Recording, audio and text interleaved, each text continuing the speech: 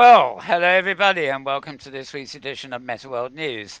Now, if any chance you're trying to watch us live, I'm not sure whether we're live or not, but we've been having a bit of a problem with YouTube today, not recognizing our years old stream key and everything else. It's doing things to itself behind the scenes and not telling us basically.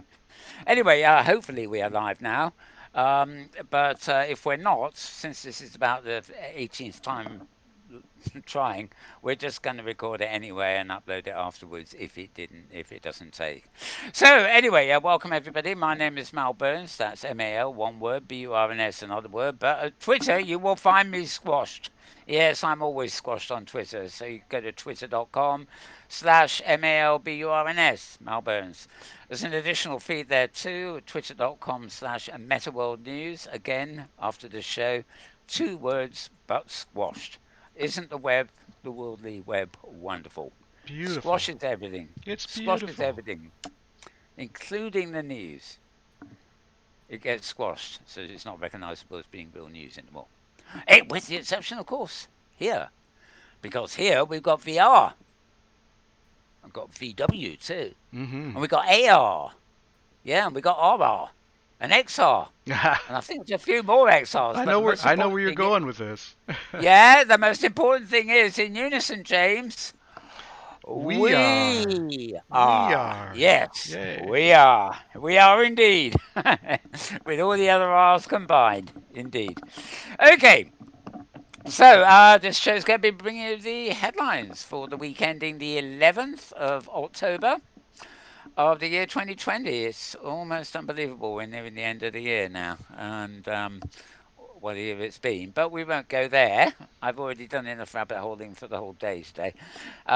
Let's carry on with the actual news. Now, next to me here, in his wonderful digital binary streaming T-shirt, you see, he streams and he's a binary, I'm I think, binary. or something. So yeah, I'm James all out about the loud, binary. everybody.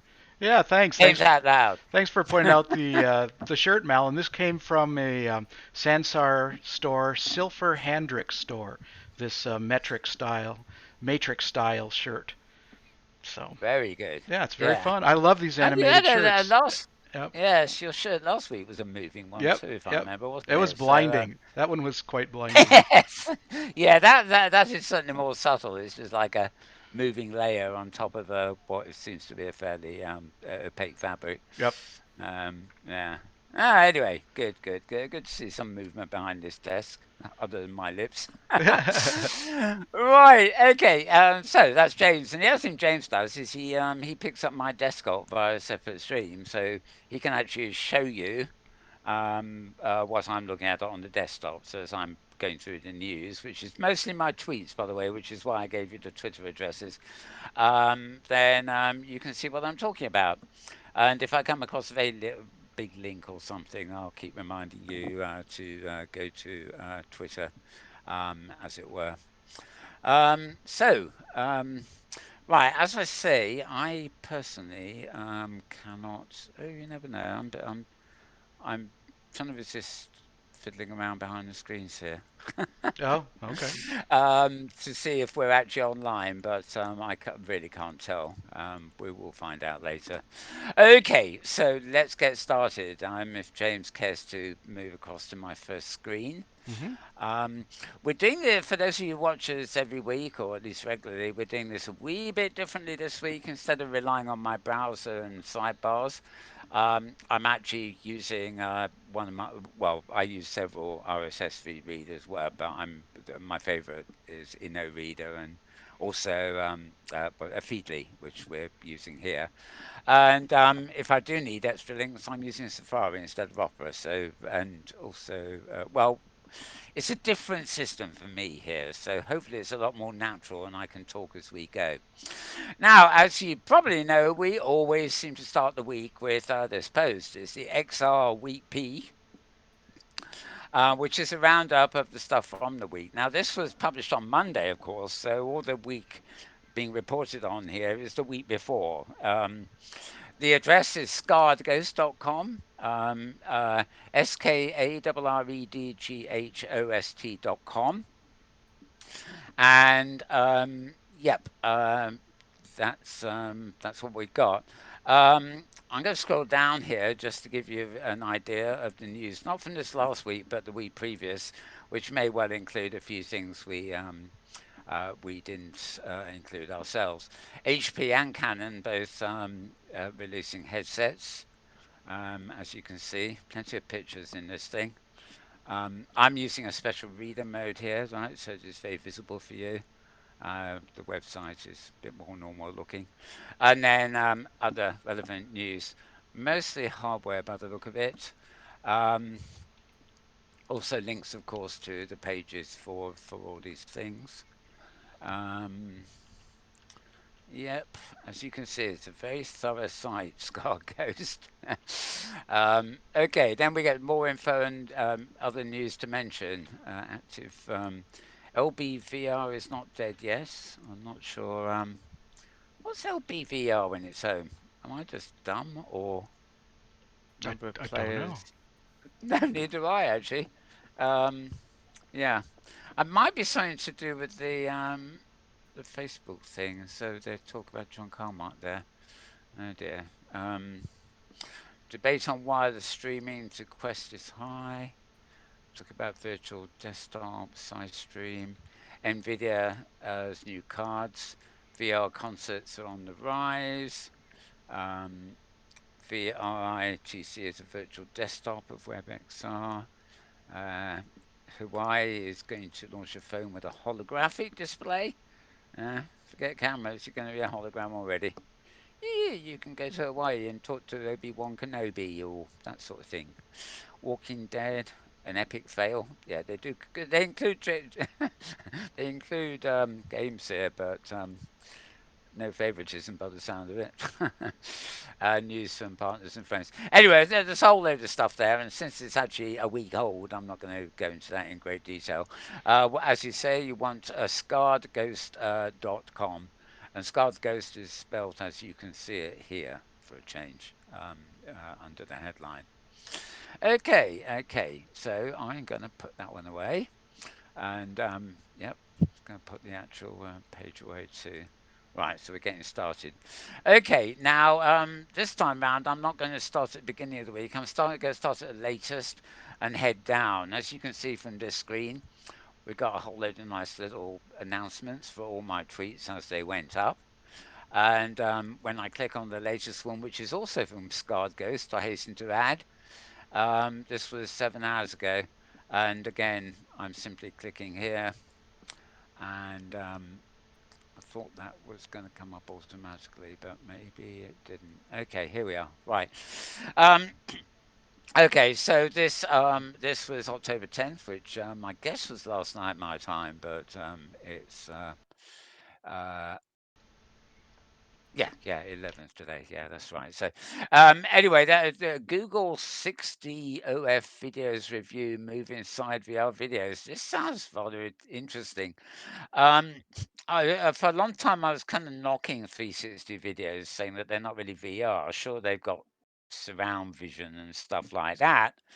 Maybe as well as looking around, you can look up and down.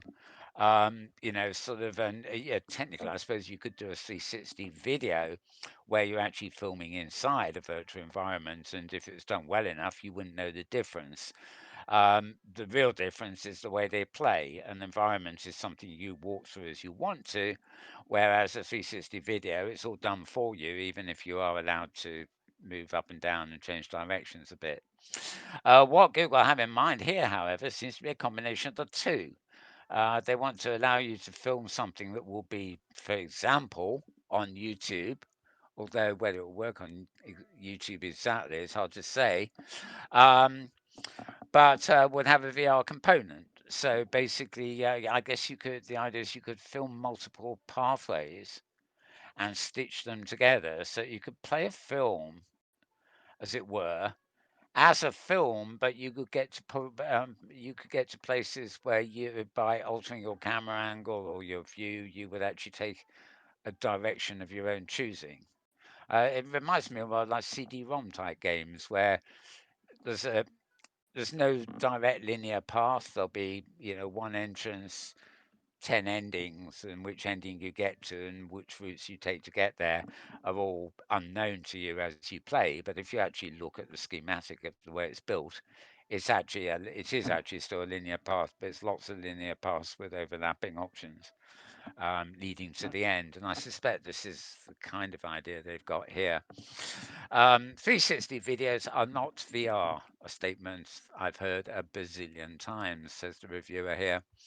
Um, as I say, this was Google presenting at SIGGRAPH, which is the computer graphics convention. Um, these videos aim exactly at solving the problem. They are videos inside which you can move. The experience is still passive, but it can also add interactivity of letting you explore the scene you're seeing and of watching it from various points of view that you may prefer. Um, anyway, that is the idea. And I can't remember whether there was any great amount of detail um, to be learned here.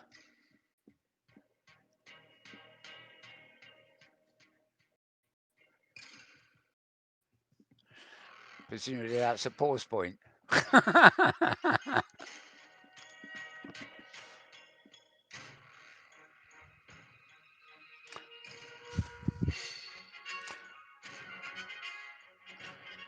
Okay.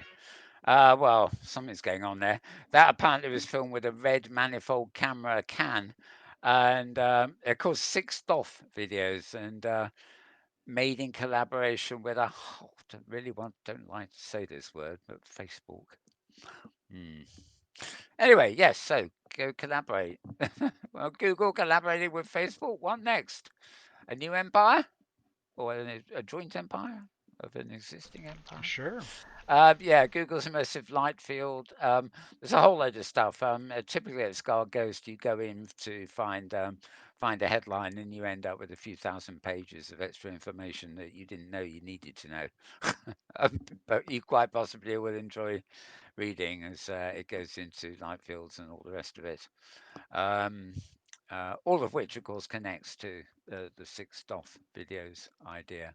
So a bit of virtual reality in that, so to speak, but not quite the full thing that we know and love. Okay, heading back there again. Everything immersive this week, right? This takes us to, uh, well, it says medium.com, but I don't think it is medium.com. There we go.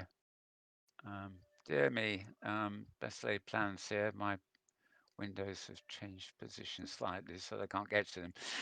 Yeah, anyway, this is a no proscenium, or as I call it, noproscenium.com. And it's their roundup of everything immersive during the last week, too. And again, I think it's Tuesday that this one came out. Um, we seem to be missing a few bits on that, but never mind. Um, a roundup of their own podcast, what's on the podcast. And oh, come to think of it, right. This is a listing of all sorts of stuff that's new, including games and or anything related to VR. As you can see, quite a lot of stuff I wouldn't normally cover because it's not. Um, if it's too much of a game, it wouldn't feature with me. Anyway, yeah, that roundup was on Tuesday, and just double checking. I thought there was a live link on this site, but maybe not. So no proscenium. .com. I'm going to get used to this. Put that one away and move on down the list. No, not down there. This is getting confusing, really. Right. Okay. Here we have a new one. Technological breakthrough could make holograms touchable. Right, this is kind of fascinating. This is certainly not your sixth off video. This is something altogether different. I mean, I gathered well, we mentioned it, didn't we, at the beginning there, Hawaii or whatever they're called, doing a hologram phone. Um, but yeah, the idea here is not only could we have holograms, but we could actually touch and presumably feel the holograms too. There's a report at a site called Psyorg, phys.org. The researchers are part of H Reality, a European consortium that uses the therapy in developing novel virtual reality technologies, include the sense of touch. They use something called Rayleigh waves. Um, the waves themselves apparently send signals to the brain are, and they're seismic waves that make you think the hologram is touchable rather than it actually being touchable. Okay, these are seismic waves commonly associated with earthquakes. Well, I hope to hell generating a hologram doesn't cause an earthquake. Um, they are the energy that passes over the surface of an object when hit, leading to the researchers to create the first scaling law of the sense of touch. Wow, that's helpful, isn't it? Okay, I'm just going to switch that to the web page. Um, okay, no, we don't actually have any embedded links there to play. Okay, so this article is a sciencetimes.com. That's SCIENCETIMES.com. And yeah, read more about it. The bits I didn't scroll through, that is. Right, that those away. Um, okay. Now, this one's great. This one's great. I actually had posted this to other channels and then I went back to it and decided I really ought to post it in the main Twitter feed. Um, let's see. Safari. And here we go. This is Between Realities is the YouTube address. And as you can see, Awesome. You know, very awesome indeed. I can't hear myself now. Okay. This is Between Realities is the account, and this is season 2, episode 15. And their guest is Andrea. Don't ask me how to pronounce the young Kojukuboru. Lovely lady, I must say. They talk about a whole load of things. She's actually an architect who's moved principally into virtual reality. She talks about that. She also talks about altered states. She talks about architecture and design and everything. Um, it's a very serious and engaging conversation they get into, and also the production is very good.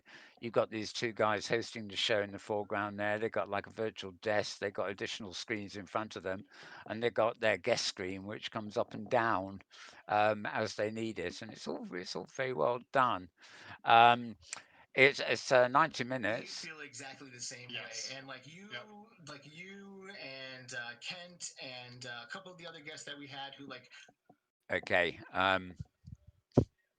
we've got Tones My Bones. He is a fan of our guest who we have today, which we'll get to in just a second. Hussein X, who's always here as well, and in every other VR podcast chat in the world. He is like the ultimate VR podcast fan, and we are so happy to have him here. Dan Um, Hunkley I just and love the way they Teo bring their Throwaway, guests in, and the unfortunately, I should have legend made a from note season of the one time of before I went on air. Mark, and she Here, actually there we are. See, her the screen videos are the comes down most behind watched them, on our channel. Yep. So if you and haven't seen it, you're obviously missing something black because screen, we are and super, then super the guest excited to appears. welcome back to the show Miss Andrea Ion Kochikoru. Hello, my lady. Yeah, yeah, yeah. Very good. How you doing? Okay. Well, I'm not just going to keep watching it and be a fan here. I've just told you where to go. It's YouTube. The account you want to look for is Between Realities, basically. And oops. Awesome.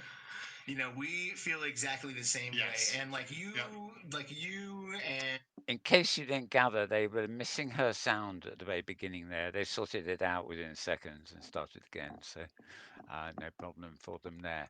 Okay. Yeah, I should say you'll find that at twitter.com/malbones. You'll find a direct link to that particular show on that particular site. Right. Moving along here. How virtual reality could transform medical research after COVID. Now, this post is rather interesting because it's at the World Economic Forum. Let's just go to Lowe's so I can read you the exact site. Uh, oh, it's quite easy one actually. It's WEFORUM, weforum.org. And basically, it's looking at medical uses of VR and stuff, of course, but they're looking at it from a future perspective, like after COVID. When I read these articles, I'm keen to look at them in some ways because I'm, particularly at the times we live in, it's interesting to examine pathways to the future and how possibly virtual spaces and virtual reality in a more general sense could be influencing that. The trouble when I read something like this is whether they're saying, oh, well, this is what we'll be able to do with virtuality after COVID's all over and gone, as if it's going to go, as if they're sure it's going to go, or whether they're saying, in the aftermath of COVID or in the after present of COVID, if you see what I mean. Can we use virtuality during COVID, to transform medical research? And I'm afraid they're really not that clear, which for the World Economic Forum, you think they could be. Hmm. Um, but anyway, early March, Behavioural Research Lab ran multiple research trials, etc. And then suddenly COVID forced the institutions to shut their doors, or suspended studies, etc., etc. So they're writing about what they want to do, but they're writing it from a contemporary perspective, and they're not really joining the two ends of the spectrum. But very interesting stuff, all the same, about what trials have been done, who's doing them, and everything like that. As you can see, rather a lot to read there. In fact, I think there may be even. Oh no, that probably is it. But it's still a lot, as you can see. So this is at weforum.org, weforum.org, And and that's nothing to do with WeVR, is it? you mean we are? Okay. Yeah, no, they are we forum. We are Okay. we are. What are we? Oh God, I've forgotten now. Yeah, we are. Okay. We are. Oh, you've confused me, James. Yep. We You've are. thrown me completely live Yeah. on air. What is? It's just too similar. It's just too similar. It's just too hard to resist, Yeah. isn't it? Yep. weforum.org, and I'm not going to try and pronounce this or I'll say the wrong thing. Okay, let's put that one away and its launcher away. And here we are. Right, I'll load this one very quickly. Um, iTrack is an event happening, actually, it's happening in Second Life, which of course is just one walled garden virtual world, in fact. Um, but it's put on by an organisation we're very fond of called Virtual Ability. They, provide help in world and advice for, less able people. I won't say disabled. Um, And they're it celebrating was their 30th yesterday? anniversary. Yeah. Yep. Uh, oh, right, okay. Well, this is all over. I don't know why I thought it was yesterday and today, but as James has just Just the pointed one out, day. Yep. it was all one day. Yeah. Otherwise, Okay, I better well, be over there. I better get over there right oh, now. oh, really? You were helping do I was that, helping to right? stream. Okay, Yeah. Yep. okay. Well, hopefully, in that case, the proceedings there will be online at some point. I must Yeah. say, I actually read down the people presenting and stuff like that, and none of them were familiar to me. But then again, it's a very specific Very field specific. for Yep. disability experts, as it were. Yep. Right, okay, well, good. You could have stopped me opening that if we'd known. Right. Let's see. Road to VR. This is one of our familiar ones. This as well is anecdotal. It's about 18 great VR games for relaxation and meditation, when you know. Um, and it does say games, of course, which, as you know, is not my particular thing. But looking at these, I thought it was worth posting this for those of you interested. Um, I'll just ask you a question. Let's say you log into, I won't say Second Life because people keep saying that's a game and it's not, and it's got games in it. Um, OpenSim maybe. And you see, you go to a grid, you trot around a lovely landscape and enjoy it, and you meet people and sit around a campfire chatting to them, and whatever the subject of the day is, and maybe you pick up some horses and go horse riding with them and stuff. But it's relaxation and socialization. It's not really a game. But there are things, I mean, especially on iPads and things like that, that you could call virtual reality games, that their whole focus is on relaxing you and meditation and things like that. So whether games is exactly the word you want to describe these experiences is kind of dubious. So I thought this was worthy of a post. It's authored by Ben Lang, of course, at voicesofvr.com. Times like these, it's nice to be able to get away from it all, if only for a brief moment. And if you have a VR headset, you're one of the lucky people who can enter other realities from the confines of your living room. So why not use it for your own well-being? And they've covered apps available on Quest, Rift, Steam VR, and PSVR.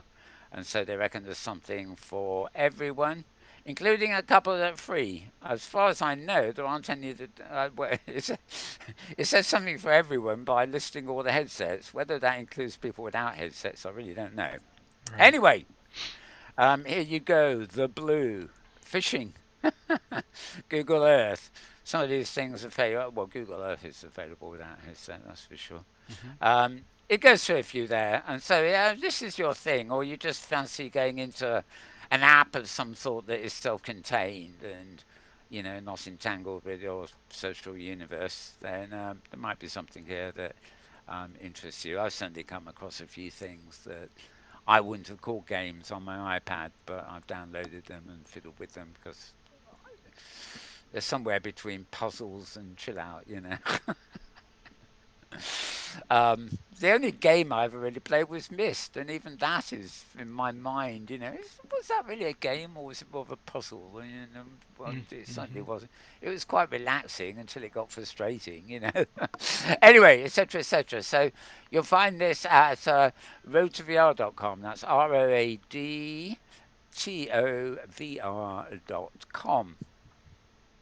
and away we put that.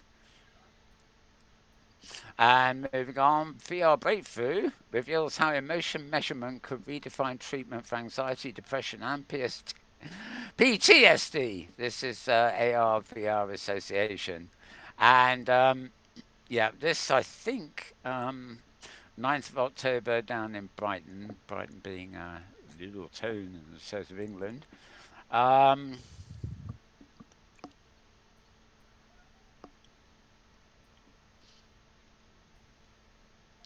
Okay, I thought there was an embed here. I thought it was something they'd actually filmed as part of one of their thingies, but maybe not. No, let's just double check the real site.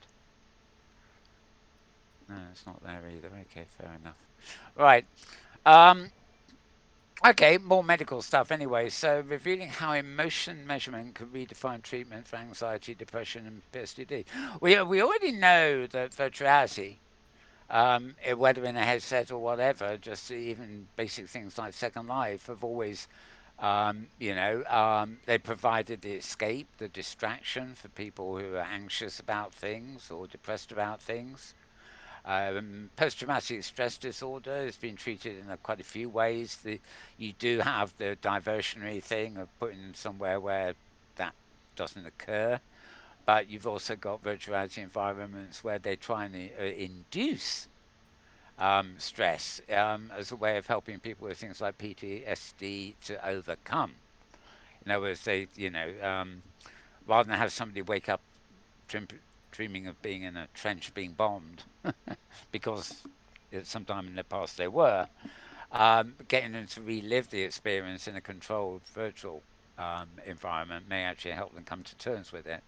On the other hand, they may never come to terms with it, so virtuality is used as a distraction to provide an environment where the noise and the chaos of such things simply don't exist, more of a meditative kind of thing.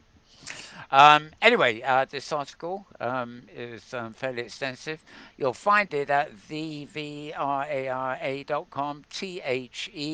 thevra.com. And let me just double check. That was on October the 9th. That was featured. Yeah. So, moving on from that one, and bringing affordable XR. We are XR. Mm. Sorry, I'm at it again, aren't I? To the massive. A company called Zappo introduces new and improved Zapbox. And let's have a look at it. Here we go. Um, right. You'll find this article at arpost.com. So it's ARPOST dot C. Oh, sorry, not com, co.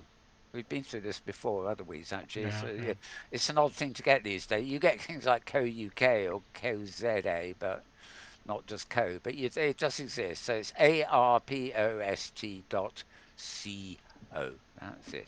So I'm bringing affordable AR, VR, XR, and of course we are to the masses. Zapper introduces a new improved Zap box.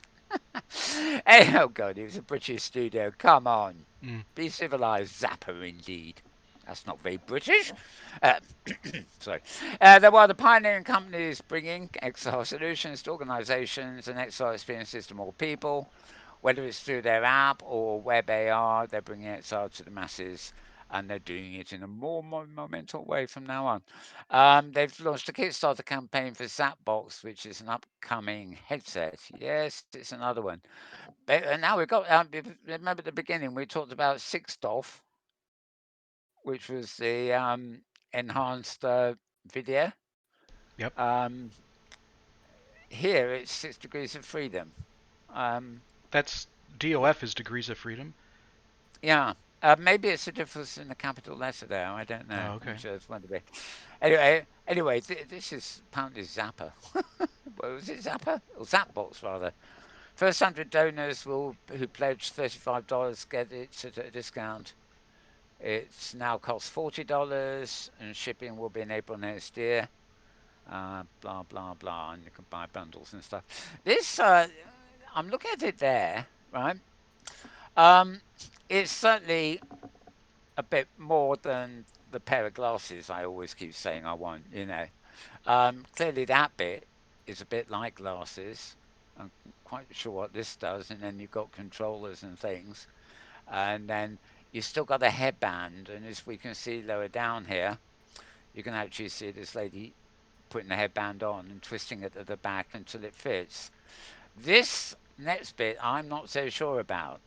Um, it looks like if you just put a phone in there, you can actually use it like one of those old, cardboard type things.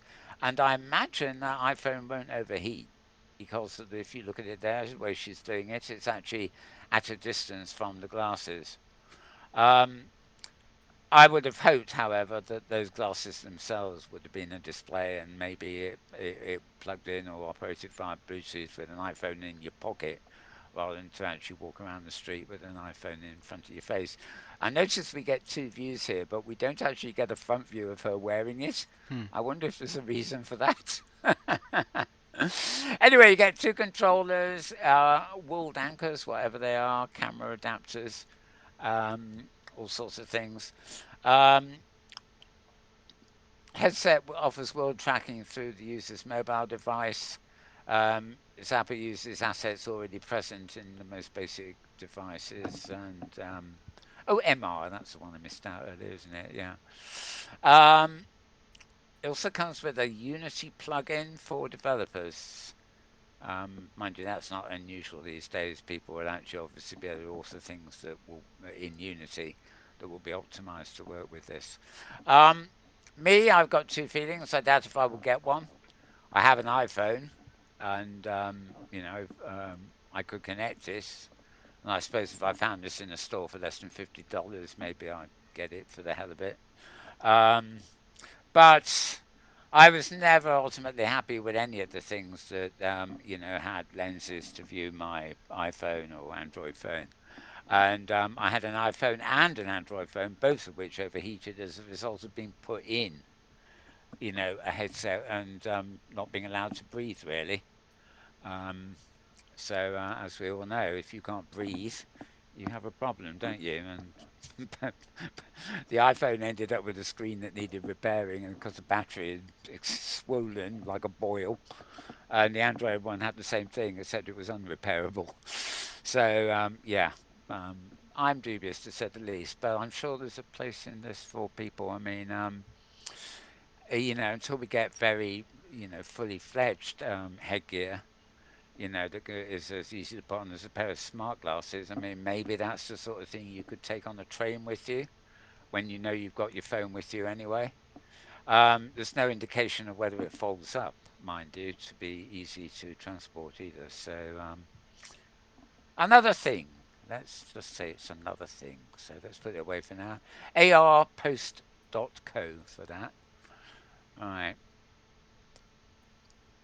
Beware of arpost.co, by the way. You can follow that from my Twitter feed. As much as they have some very, very good articles indeed, like that, they do actually have some decidedly not safe for work VR content as well. Mm. So go to the homepage at your own risk. Right, moving on. Yeah, now this is me being flippant. A site called the Pop Insider. NYCC, that stands for New York Comics Convention. The metaverse has arrived. Here's everything you need to know. Well, when I tweeted it, I forgotten what I said. Oh, you know what? I tweeted the link, but right, okay. Well, I'm not going to take you there. Um, I just tweeted it with a phrase saying, "This is no, this is nothing like any metaverse that I've ever seen or will ever see, or what the hell has it got to do with our understanding, however loose, of something called the metaverse. It's disgusting, absolute cheek." And basically, it's a real world comic convention that's had to go online, and they think that gives them an excuse to call themselves the metaverse. Notice it's a singular, right? So this superhero comics convention in New York is apparently the entirety of something called the metaverse. There is nothing else, Mm. right? That is the metaverse. You must understand this because it kind of doesn't quite gel with what we've always assumed to be reality. It's sort of a bit like statements coming out of that White House place. It just doesn't always kind of, how can that be when that was? And sort of stuff like that. Anyway, the new definition. Finally, there is a single ultimate metaverse, the metaverse, and it belongs to New York City's comic convention. And don't anybody dare argue with that. If Mr. Zuckerberg wants to go and argue, he can. Like to be on a fly on the wall for that one, wouldn't we? Mm. Anyway, I spent the weekend at a nice peaceful comics convention up in the Lake District in Britain here. I'm actually in London and I had to attend virtually, so I never got to Mm. see the Mhm. water and everything else. But that was civilized.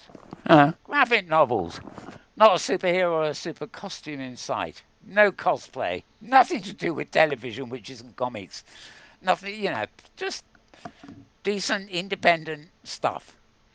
Some big publishers have published independent stuff, but it was all standalone graphic novels dealing with serious issues or not so serious issues, different types of arts, lovely stuff. Um, the sort of I used to be in comics, and I can't imagine in a million years being interested in the thing in New York City with all the superheroes jumping in and out with TV programs.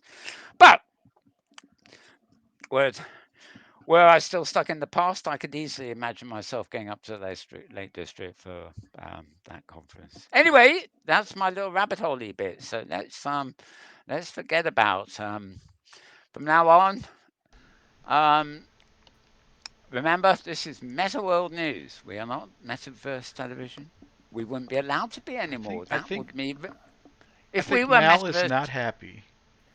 Well, if we were Metaverse TV, just imagine we've just been taken over by a load of superheroes in New York. Mm. Come on, you know, dear Where's me. where's that Yeah, word I'm police? insulted. I'm insulted that Yeah, yeah. I have been mistakenly promoting something called the metaverse for 15 years, and some superhero-clad creatures in New York City suddenly think that they can declare it to be their own empire. Come on, come on. Ugh, nuke 'em. Yeah, they're superheroes. They'll survive. Right, moving on, moving on.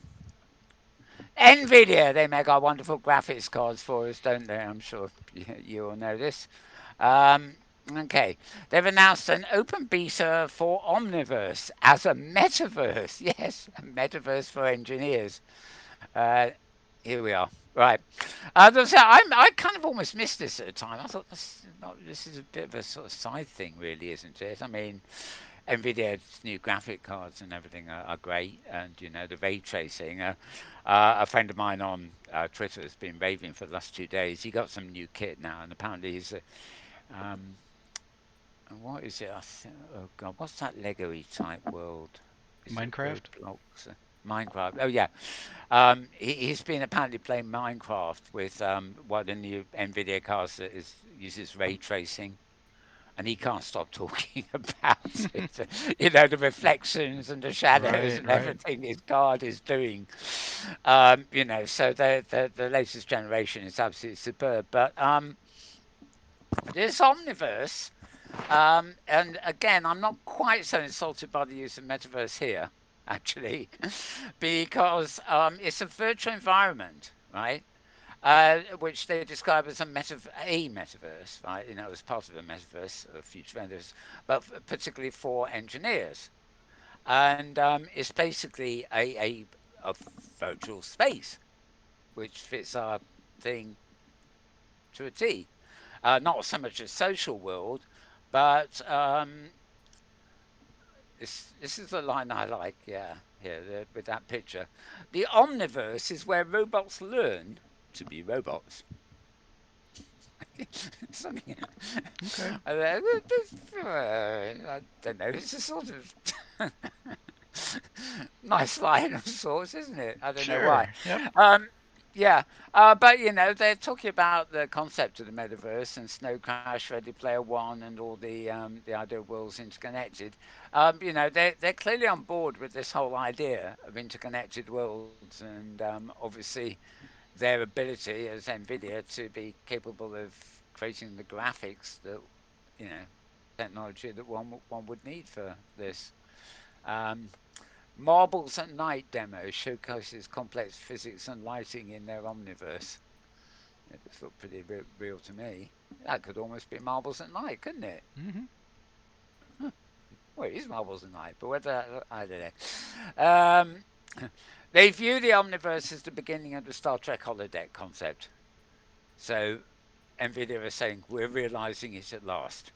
Well, I think we're a Hmm. bit of a way. I think we're a bit of a way from Star Trek's on the deck, but that's where they think they're going. And yeah, they're saying Fortnite's Minecraft or Roblox are like early versions of the metaverse. Why they chose those ones to mention, I don't know, given so many others around. Anyway, Omniverse is also based on Pixar's widely adopted universal scene description, which is interchange format for 3D applications. Somebody might care to mention that to Linden Labs and Sansar, Science and all the others. But things will come in the end. Um, there's some interchange of formats already, just Hmm. no interconnection of platforms. So anyway, it's a little cute little creatures, aren't they? Oh yes, their omniverse can be used for entertainment creation. So be How entertained. about that? Let let these critters entertain you, to Yep. paraphrase Robbie Yep. Williams. Yes, let me entertain you. Right. Oh, and we got a diagram to go with it. Yeah. So quite a lot of information here. Anyway, I'm not going to go into it all.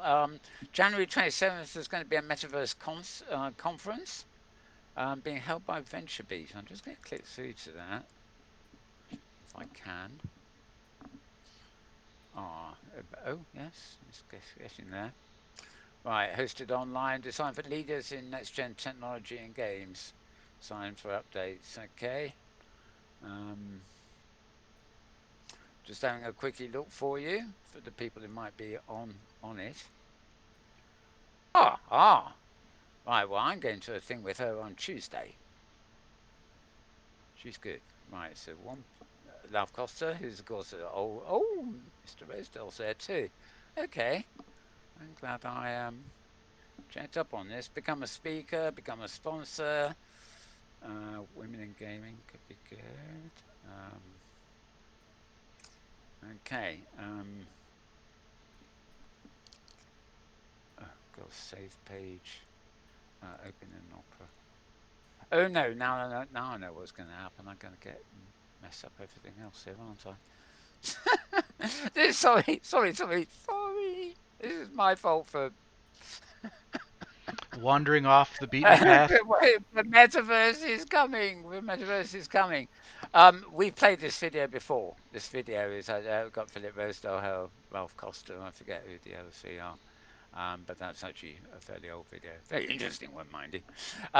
More of that at a time, I think. That's not until January, but it does sound very interesting. And being virtual, it will be easily accessible, of course, as these things need to be. Um, right, so we finished with NVIDIA, didn't we? That was. Oh, we didn't fully finish with it. Um, because I didn't give you I didn't give you the L to get to it. Very Road to VR. absent-minded of me. Okay, it's fairly obvious actually. It's venturebeat.com. VentureBeat. So Yep. VentureBeat .com. So that was that, as it was. I said. Okay, moving on. Right, edge computing is opening a door to guess what?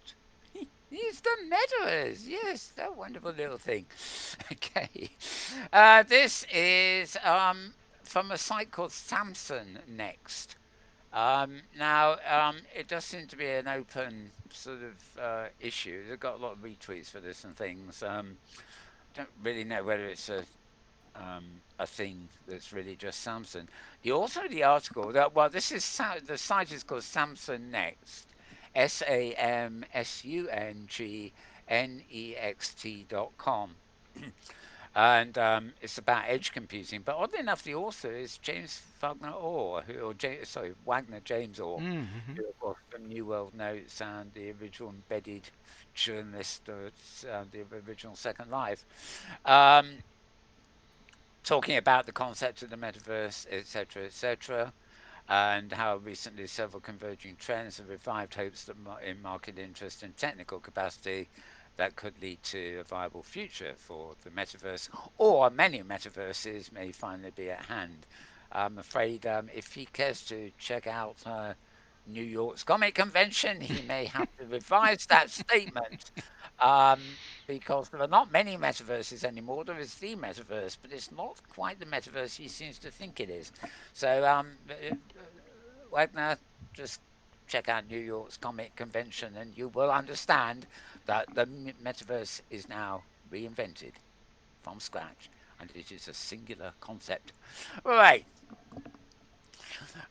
Where were we? In the eyes of many industrial insiders, edge computing will be an essential pillar in the metaverse's creation, by enabling developers to reduce latency in virtual worlds.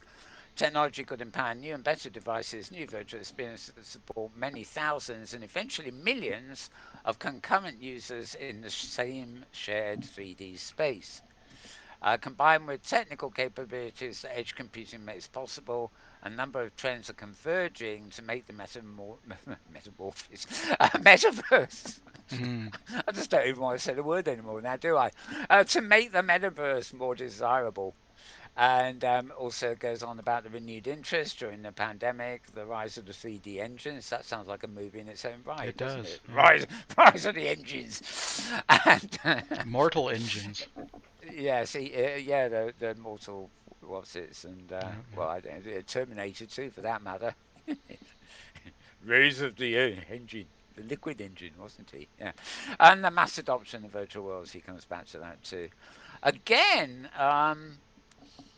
uh, it seems sad, really, especially given the author's history with Second Life and everything. He's actually saying, well, it's just three leading virtual worlds: Roblox, Minecraft, and Fortnite, none of which I go to at all, account for roughly 500 million active users total, most of whom are in their early 20s or younger. Well, that would explain why I haven't been there, probably.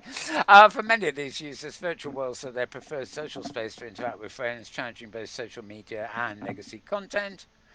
And Netflix said in a letter to its investors last year, we compete with and indeed lose to Fortnite more than HBO. So obviously, when it comes to their future competitors, HBO is no longer Netflix's competitor. They Hmm. consider Fortnite to be more valid. Interesting. So, yep, that's the way it's all going. Quite a lot more to read there, including some talk with Jim Perbrick, of course, the former Babbage Linden. Um, Quite a lot to read there. And surprisingly, well, it's not on his own blog. It's got quite a big piece actually, so good to see him. That was on the 7th of October, by the way. And the site you need is Samson Next. So SAMSUNGNEXT.com. Right. Good. Probably your best read of the week there, actually, in many ways. Right. Moving on down. Where are we? Still only 3 days ago. Right. Um, World Economic Forum again. Interesting. Um, it's, it's not the same. It's not the same link. I don't think. I don't think. Did we have that one earlier? I think we had something very similar. Again, it's We Forum. WEFORM. I'm not going to pronounce it again, or we'll get into our silly Mm-hmm. we I are won't. business. I won't. Yeah. Are we? Are we? Or we are, or are we? Never mind. Yep. Right. I won't go there. Yeah. So more background information and yeah, talking about education, telehealth, etc.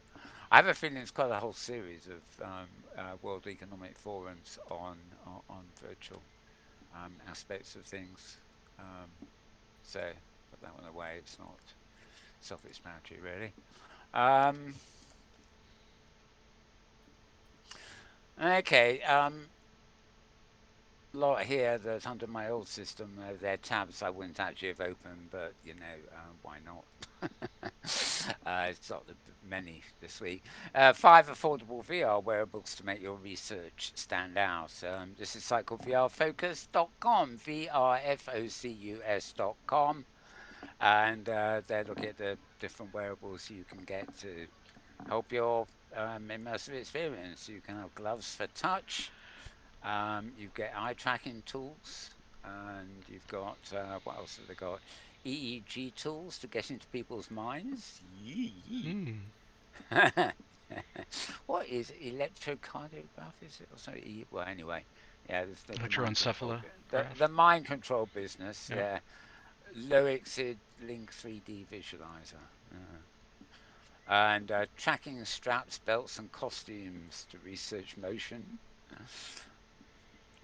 A good bit of physical exercise. Oh, look at that. Yeah, I suppose that's making your animation for you. And VI ear speakers to experiment with spatial sound interactions. Um, Actually, there was something interesting. I don't know where it's going to come up. I forget what it was. It's something very interesting to do with sound during the week. It wasn't a new pair of headphones or new ear headphones or even surround audio. It was something I read during the week, which is can't remember what it is offhand. It probably come to me when I need it. Remember it for some reason. Okay, so that's vrfocus.com for that article and the examples it provides. And moving on, Canon. Canon, of course, I always think of Canon as the best photocopier company.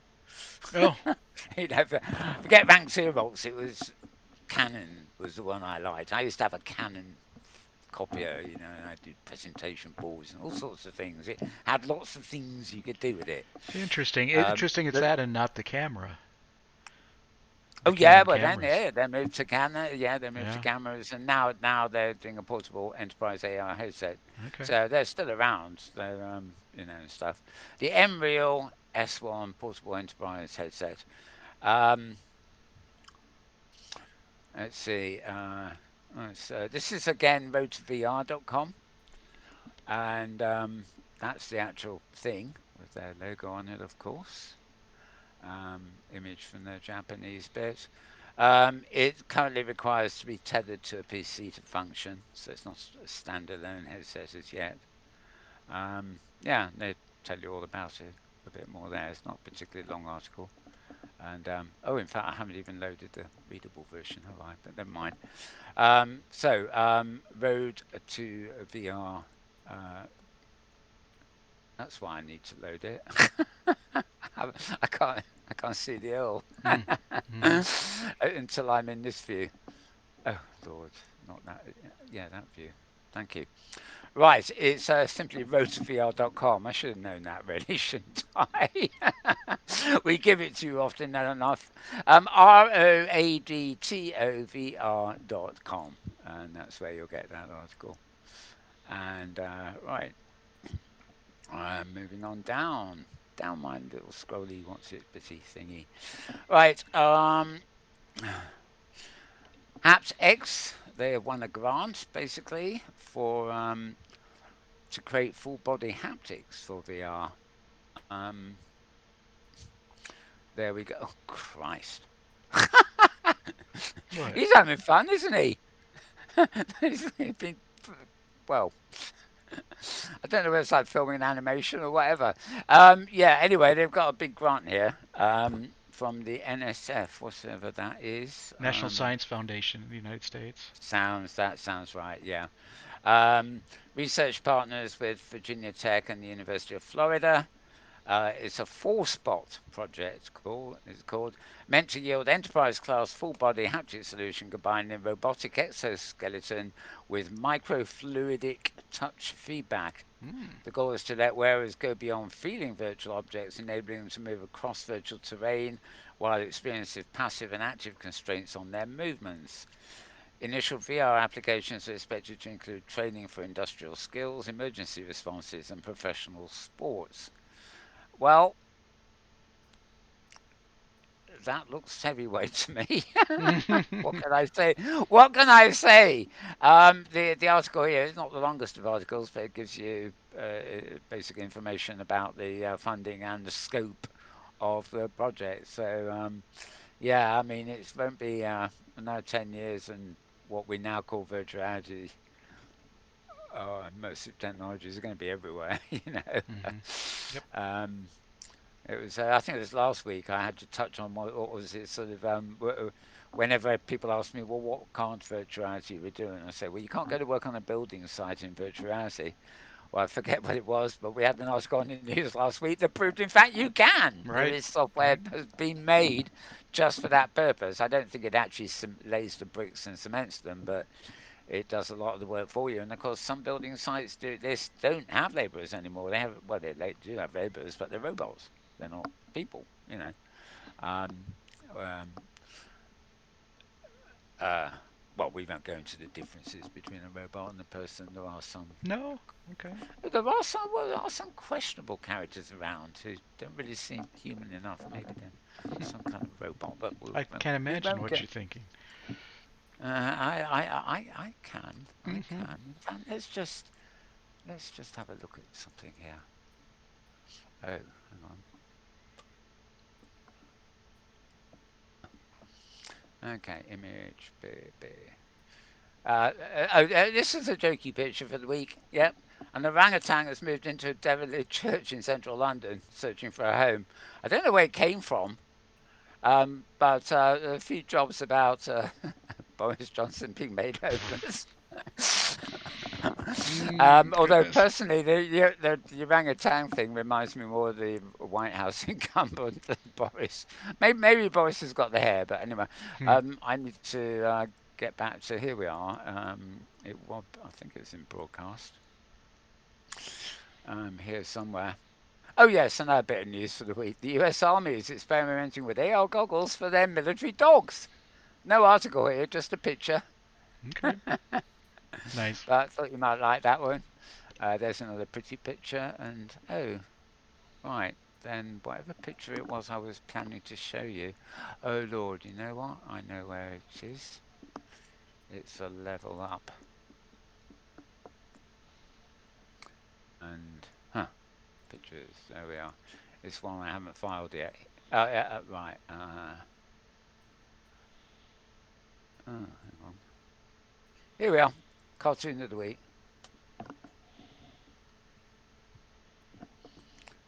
Oh, what were we saying about robots? Oh, I see. Okay. Come on, you recognise the hairstyle? I recognize Robot the hairstyle. hairstyle. I Yeah, only a robot would have a hairstyle like that. Come on. it's the image is very small in my switcher. I'm sorry. Yeah, yeah, actually, probably. Yeah, it's okay on in world on the screen here. You can see. Yeah, yeah. Anyway, I wasn't really going to do any pictures this week, so Oh, okay. Yep. um, uh, there we go. Right, okay. Yeah, what was it? Somebody said something and it triggered me. Oh yeah, we were talking about robots and things, weren't we? Mhm. Yeah. Mhm. So anyway, this particular piece is at venturebeat.com. That's venturebeat.com to read out all about that investment and the hardware involved. Right. Moving on. Moving on. Um,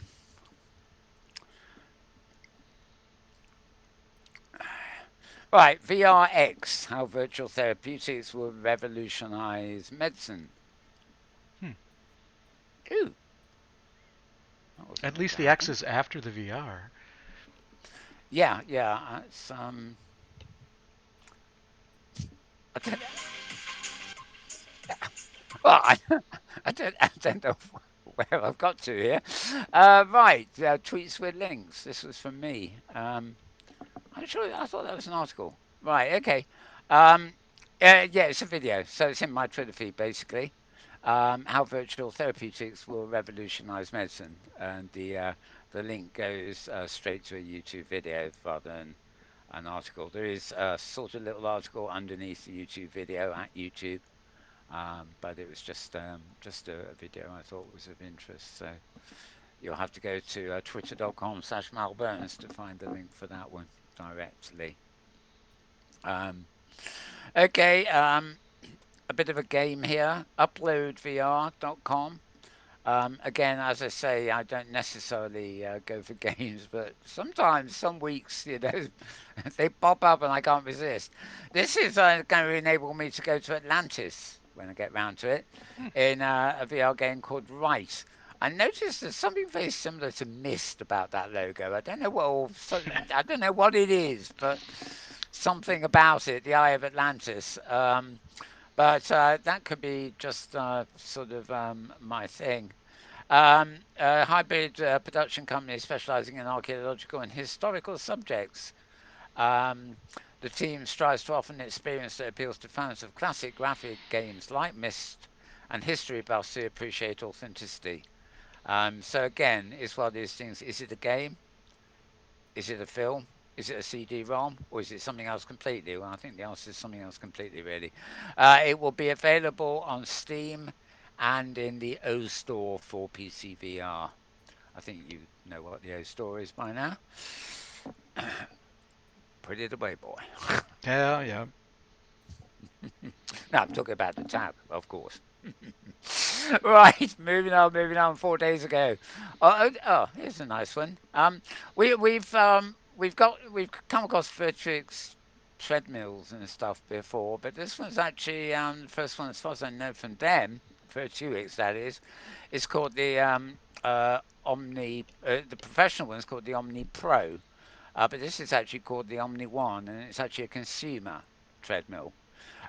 This article is at VR Focus, vrfocus.com. And as you can see, you strap yourself in, presumably just to double check you don't run off the thing. Mhm. And then jump and back up and bounce around and do all the things you would expect to do in a treadmill. hopefully, that does look a bit dangerous. I mean, if you were standing upright, you could still slip off the edge, I think. But never mind. It's all carefully choreographed for the video, isn't it? Um, not necessarily Yeah, for you. yeah. Anyway, it is designed for the consumer, and uh, James, the forever cynic here, moaning, "Oh, I won't get an O version new, or maybe I will because he's got missed or whatever." But this is something I think I might get or would get.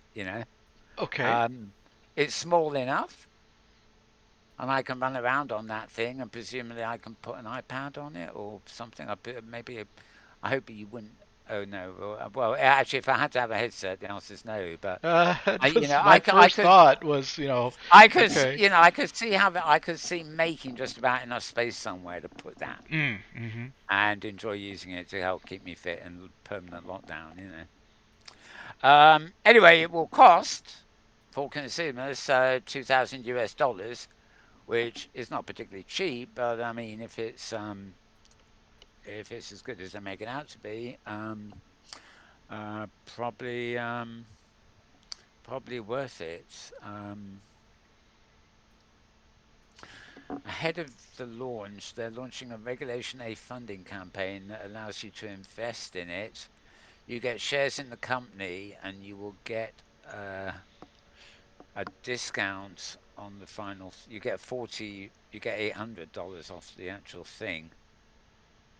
Oh, hang on, but the investment minimum is 1,000, so you're not really saving much at all. Never mind, never mind. Won't go into that, but the details are there if you need them. Right, vrfocus.com has all the information you need about that one, including bouncing, jumping videos, and it is another bouncing, jumping video and pictures. Da da da! Ladies and gentlemen, this is not a movie; it's an advert, and it's freaking awesome. They'll have you know. Mm-hmm. It really was fun. It set the bar very high. Oh, ta-da! That's a Batman song, isn't it? Oh, I don't know. It's the same underlying theme as the old Batman movie.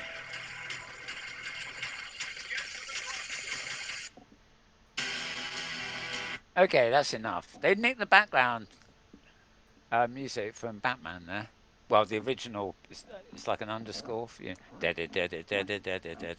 Different instruments, but the same rhythm.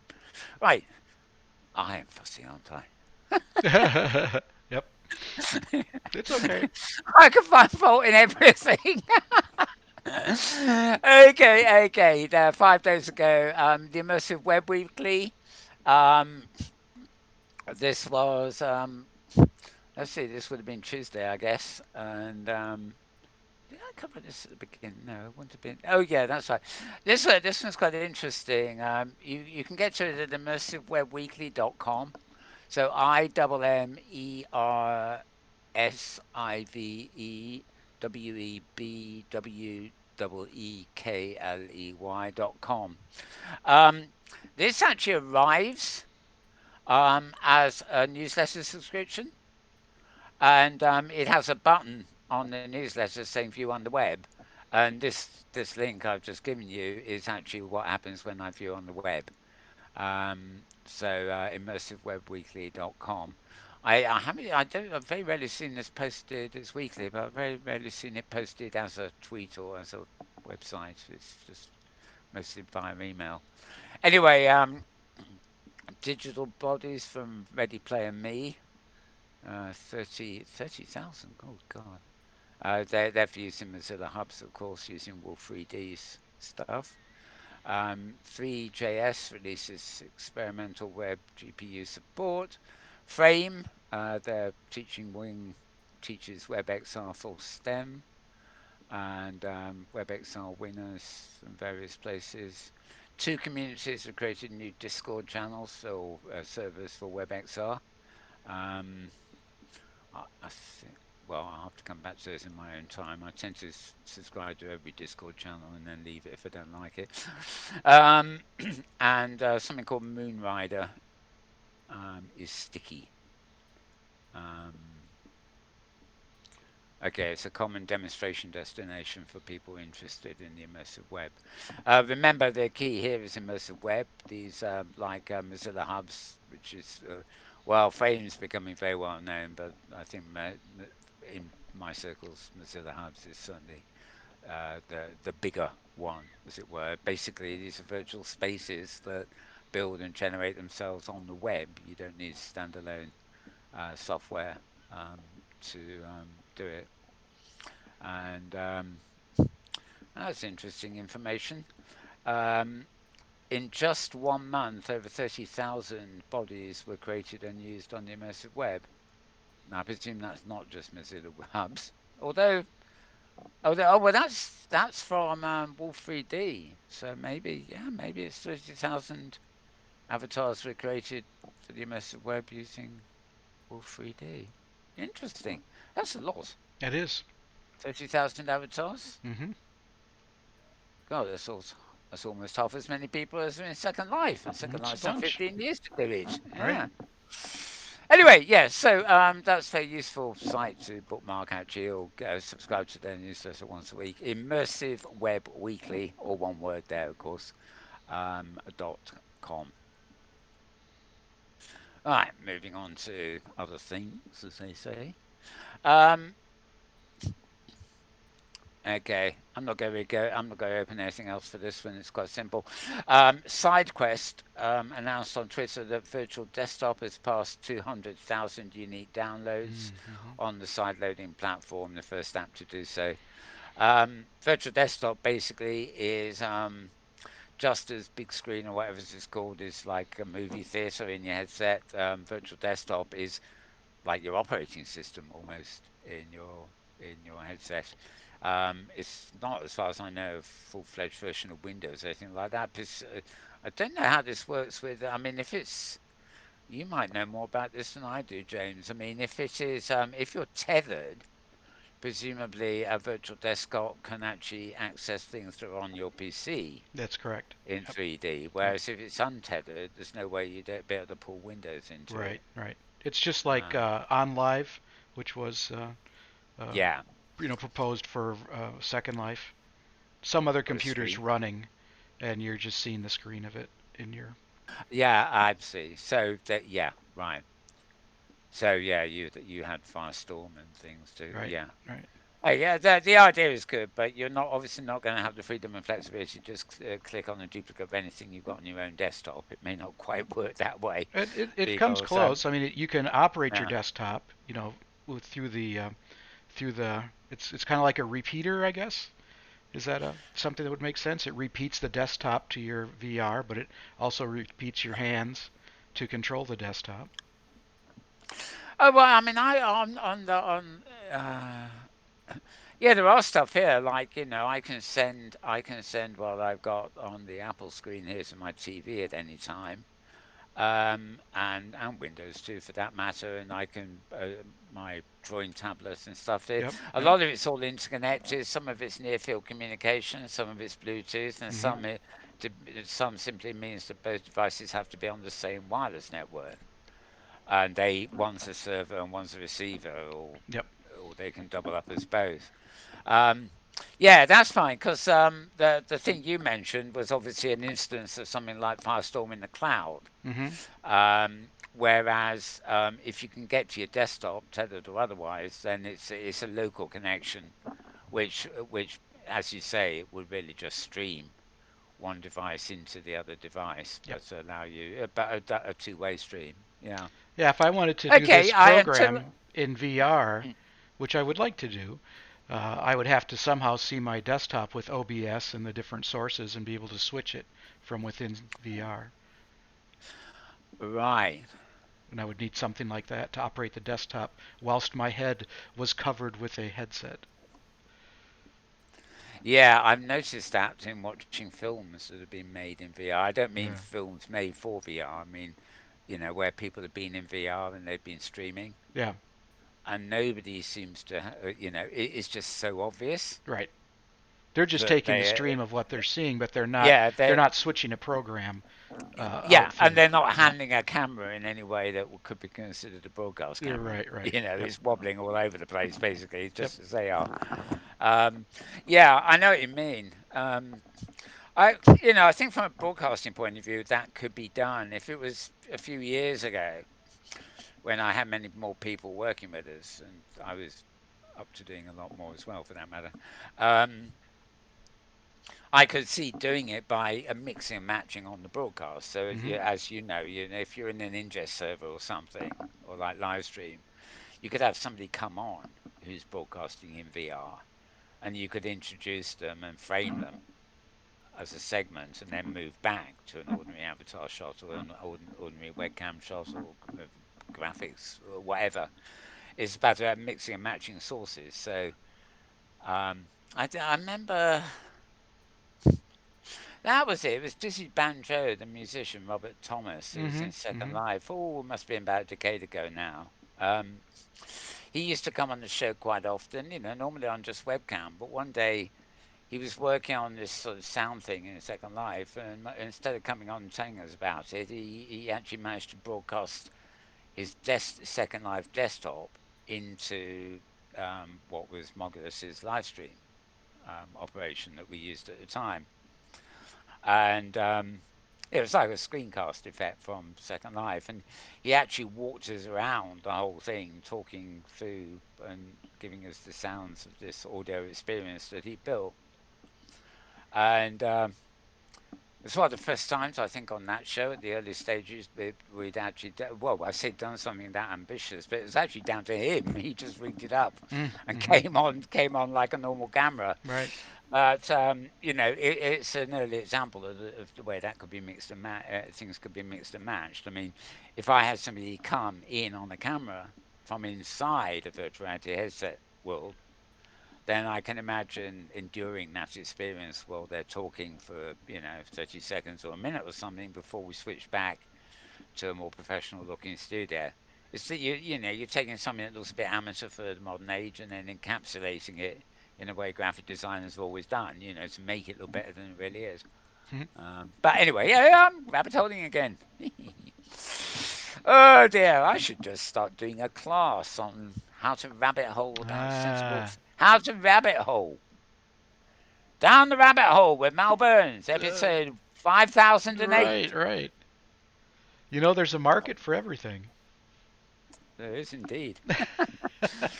I think most people in that market would actually just let me dig myself into a hole and then cover me up and not let me Oh, out again. no, But no, bury no. me alive in my rabbit Bury me hole, alive, right? my virtual rabbit hole to boot.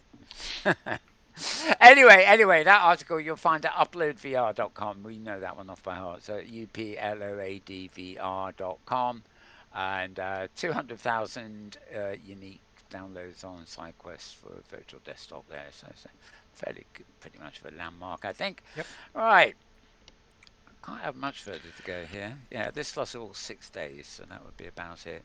Right. Well, I mentioned them earlier in some context or others.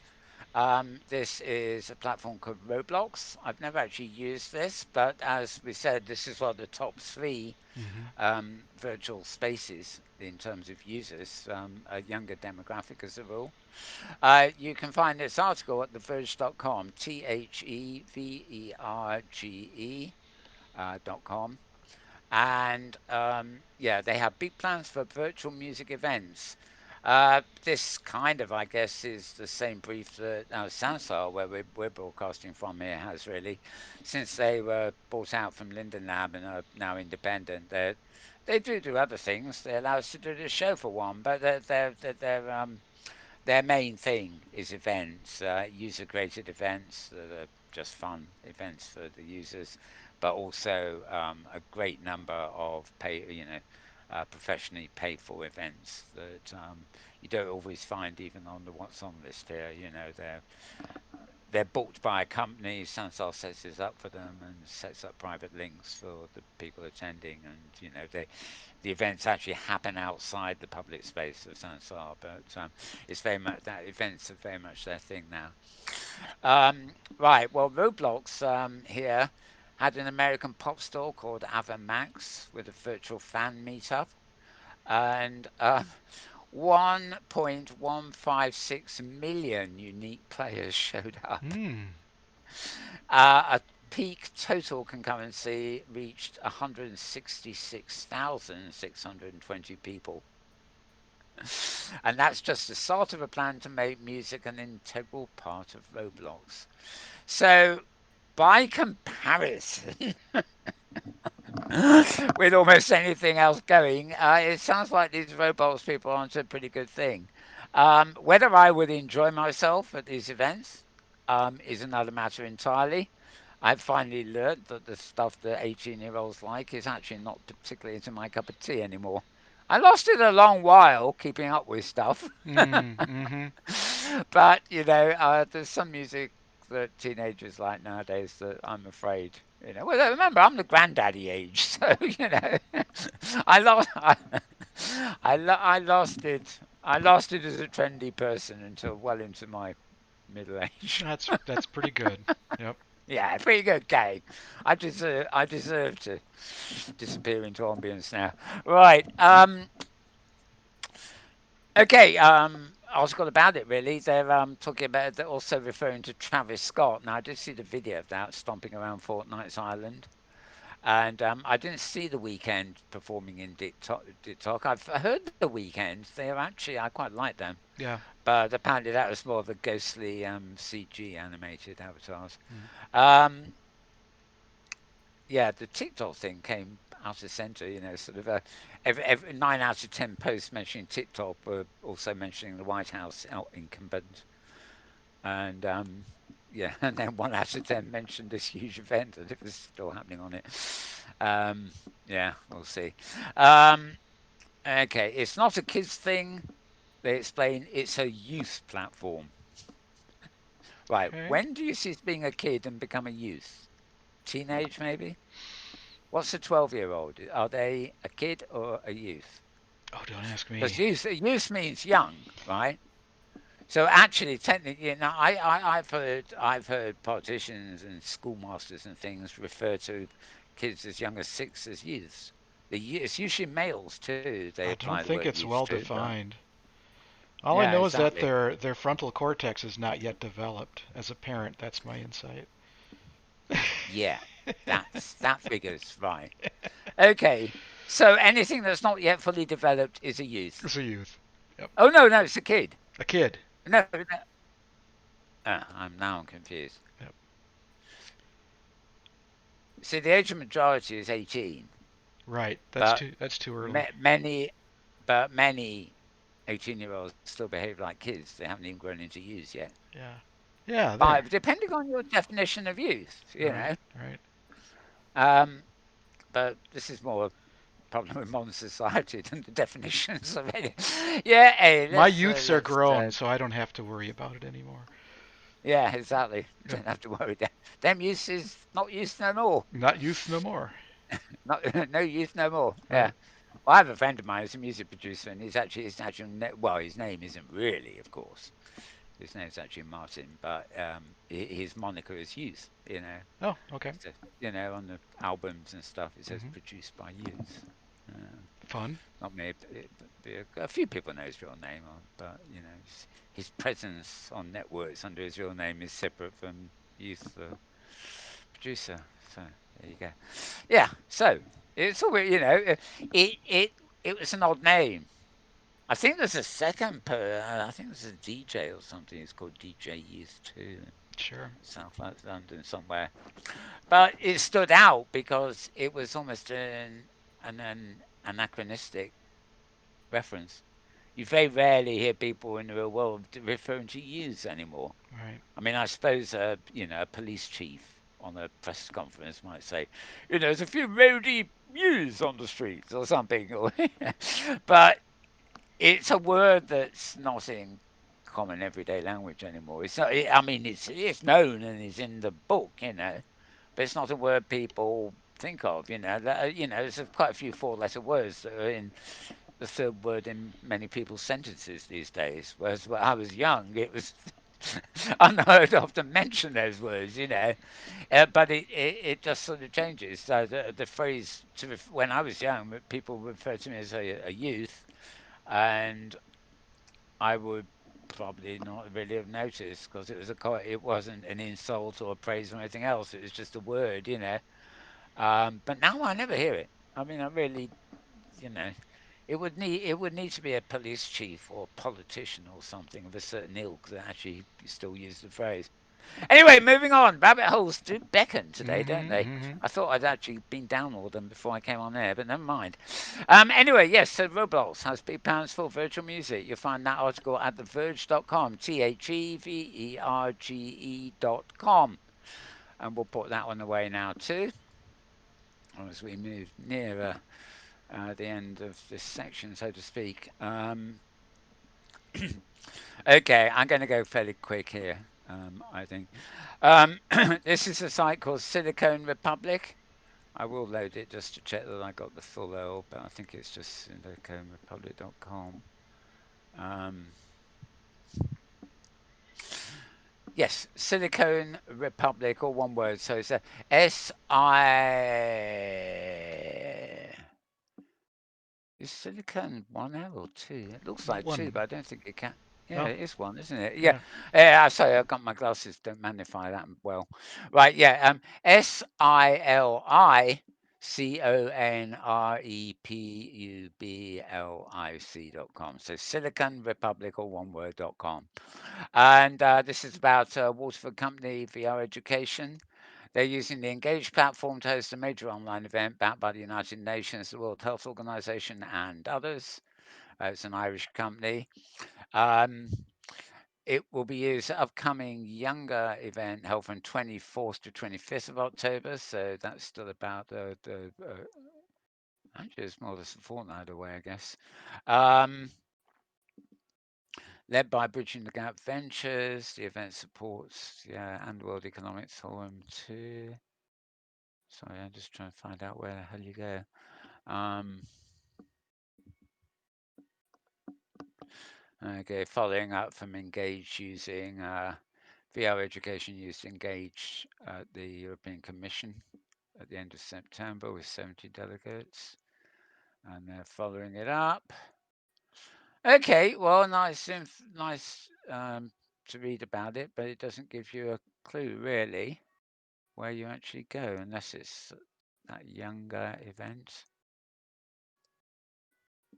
Hmm, that doesn't seem to have got. Oh, yes, it's opening something.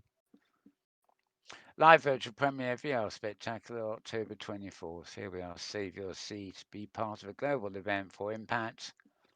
Um, Music, performance. Okay. Can't really tell you much about this. The first I've seen of this is actually loading it just now following that link. The link I've got open is youngaforum.com. So that's YOUNGA FORUM.com. Younga, um, spelt like that basically, and then forum, but no space, and .com. And you can save your seat, etc., and read all about it. I guess I'm not going to stick here and read it myself now because we'll probably be here all day since I have no idea yet what it is. Looks like most of the party. Oh, Tom Furness. Right, we had interviewed him on Virtual World's Best Practice.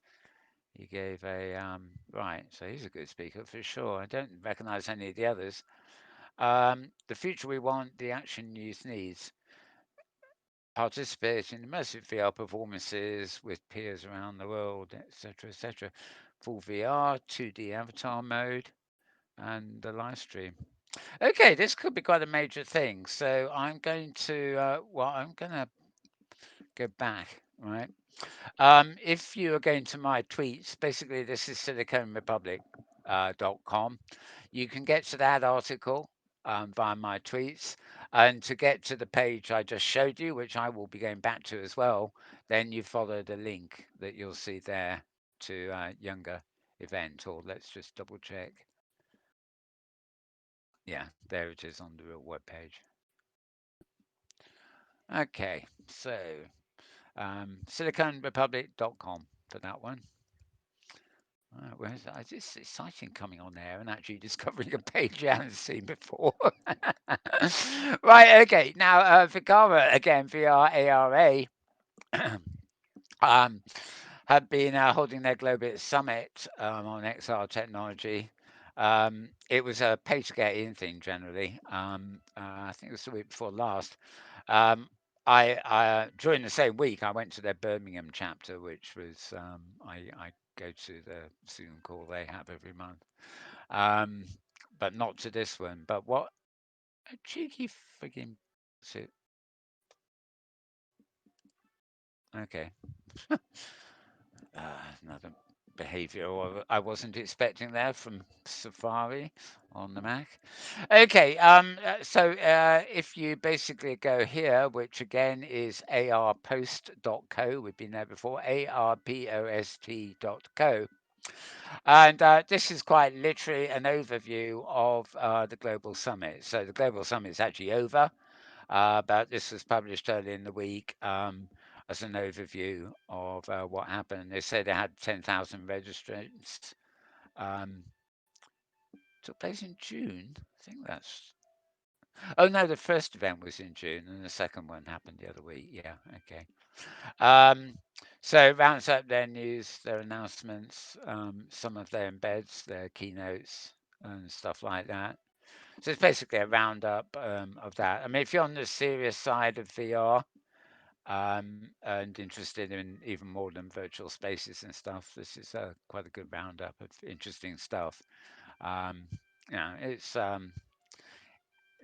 it's not really consumer orientated, is what I'm saying, but for anybody else, some interesting stuff and plenty of links in it too, where you can follow through to other material. Right. Okay, so put that one away. Did I get? Yeah, arpost.co for that one. And right. Oh, yeah. Um, Maria, my friend Maria at Hypergrid Business, didn't post this at Hypergrid Business, or maybe she did. I don't know. She started cross posting between Metastellar, which is our new science fiction site, and Hypergrid Business. And these links come up, and I'm never quite sure which one they're going to, or both. This particular post is she sent to metastellar.com. It may be on Hypergrid Business too. But I've got it at metastellar.com, which is being getting surprising amount of tractions, which might be why she's using that instead of Hypergrid Business. Um, right, lot of interest in this. Right, um, a new VR camera was delivered to the International Space Station. It's not the first VR camera they've had, but this new one will allow astronauts to go out and film their spacewalks in virtual reality. So that could be fun. It's always nice to pop into space in VR or 360, and you know, if you've got nothing else to do, which is very rare in this day and age, of course. But if you've got nothing else to do, it's a fair bet that the NASA website will have something interesting. A VR spacewalk could be kind of interesting. So anyway, they've had a new one, new modern VR camera um, sent up to them. Um, Any description of who paid for it? Good point. I'm actually looking for who made it. I was Yeah, wondering. 'cause, I was wondering if yeah. Zuckerberg Oh, sent it here we up are. for them. It's a Zcam V1 Pro camera with 9 4K sensors, allowing for 3D 360-degree image at 8K resolution, and it's been specially hardened to withstand vacuum, solar ultraviolet radiation, ionizing radiation, plasma, surface charging, and arcing, temperature extremes, thermal cycling, impacts from micrometeorites, and orbital debris. And Felix and Paul Studios seem to be the ones behind it because they've got a press conference link there. Um, yeah. Um, You oh, you wondered if it was your it's going to friend's. be, it's going, It's going to be in episode 4 of something called the ISS Experience. Oh, okay. It's going to be mounted and powered by NanoRat's Caber micro satellite deployer and maneuvered around the outside of the International Space Station by Canadarm2, the Canadian robotic arm on the ISS. Canadarm2 will essentially function like a crane on a movie set, enabling the space camera to capture the spacewalk in fully immersive virtual reality, bringing viewers alongside the astronauts as if they were part of the crew. You know, I've heard that some people get a bit kind of dizzy sickness in their headsets. I'm just wondering how ill one might feel floating in space with an astronaut Mm-hmm. at your side with nothing It's keeping. legitimate. Yep. Uh, I suppose it's nothing worse than falling off a building in Second Life, but I don't know, vertigo and all that. Anyway, sounds interesting. So you can find that post at Metastellar, Metastellar, and loads of interesting science fiction, science fact, or speculative fiction and science fact on that site too, of course. All right. Um, okay. This is another post from Scar Ghost. Again, this I think was the first thing of the week after his, exile roundup. Um, so let's shoot it to Safari quickly again. Come on, there we go. Um, this we've actually featured this already, not this particular post. I guess Tony Scarghost was probably the first one to do it, but the same picture was on another um, uh, one we had earlier. Again, it's all about the new NVIDIA offerings. He's actually covering the graphics cards here and the various devices, as well as the was it Omniverse thing. Here we are, where they're addressing what they see as the future of the metaverse, and um, pleasantly surprised to realize that Nvidia do actually have a constructive and fairly accurate definition of what the metaverse is, and it ain't full of superheroes, but it's full of super technology, I must say. Right, rightio. So you'll find that at scarredghost.com, SKARREDGHOST.com, and we'll put that on the way too. And at this point, XR Wheat Peak we already did. That was the first of the week, and yep, that's all we've got for Mal Burns tweets. So twitter.com/Mal Burns for the links that we've been featuring just there. I'm now moving on to the Twitter feed for this show, in fact, really, Metaworld News tweets. So this is twitter.com/Metaworld News. And yeah, a few things here to read basically. If As far as the web stuff is concerned, web worlds, get ready for virtual Halloween with Mozilla Hubs.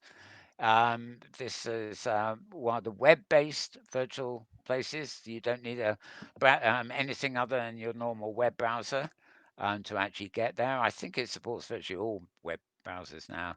I don't know whether it still supports Internet Explorer, for example, but who knows? Anyway, telling you all about Mozilla Hubs, but obviously in this case they're promoting Halloween. They got a little video for you there. It's only a minute long, so I will treat you to it. Happy Halloween, everyone, and welcome to your virtual Halloween party. Let me show you around. Here you can be whatever you like: a pirate, a pumpkin, or a bird. You can draw on the walls, and nobody gets upset. You can watch a movie with friends, or you can go trick or treating. And you get to decide where you want to be, whether it's here, or here, or here. So let me show you how to get started. Just go to hubs.mozilla.com on your computer, tablet, phone, or VR headset. Choose a scene for your Halloween party, create a link to share with your friends, and then they can join your private room. And now for the fun part. Choose your avatar. You can change it as many times as you want. Decorate your space. Fill the room with your favorite videos, gifts, or whatever you find online. Hubs is limitless and completely customizable. take a selfie, or just run around and explore with your friends. It's free, so go have fun. Happy Halloween, everyone.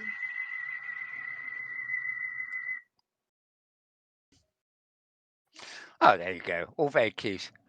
Is Is that tempting for your work meetings during the week, James? Probably not. But they'll be nearby, Sure, sure, that could be so, a place to so to speak. relax after the meeting. Yeah, that'd be your recommended October water cooler. Sure. Yep. Yeah. Yeah. Anyway, yeah. So that's happening in hubs, and of course the that particular post also tells you all about. Well, you don't really have to sign up at all. I mean, if it, it's a very long article on how to get in and do stuff in there, which considering how simple it is probably about as thorough as you're going to find anywhere, to be honest. Okay, so that post is at blog.mozilla.org. So it's blog dot mozillo. Sorry, double L A dot org. Okay, blog.mozilla.org. And what am I doing? Oh, crumbs. I see what I've done here. Right, let's have it a bit easier to see, shall we? If it's willing to give me the pictures. Hand VR walkthrough. Okay, this is another video, I guess. Um, oh Lord, I'm going to have to go through to YouTube for that, aren't I?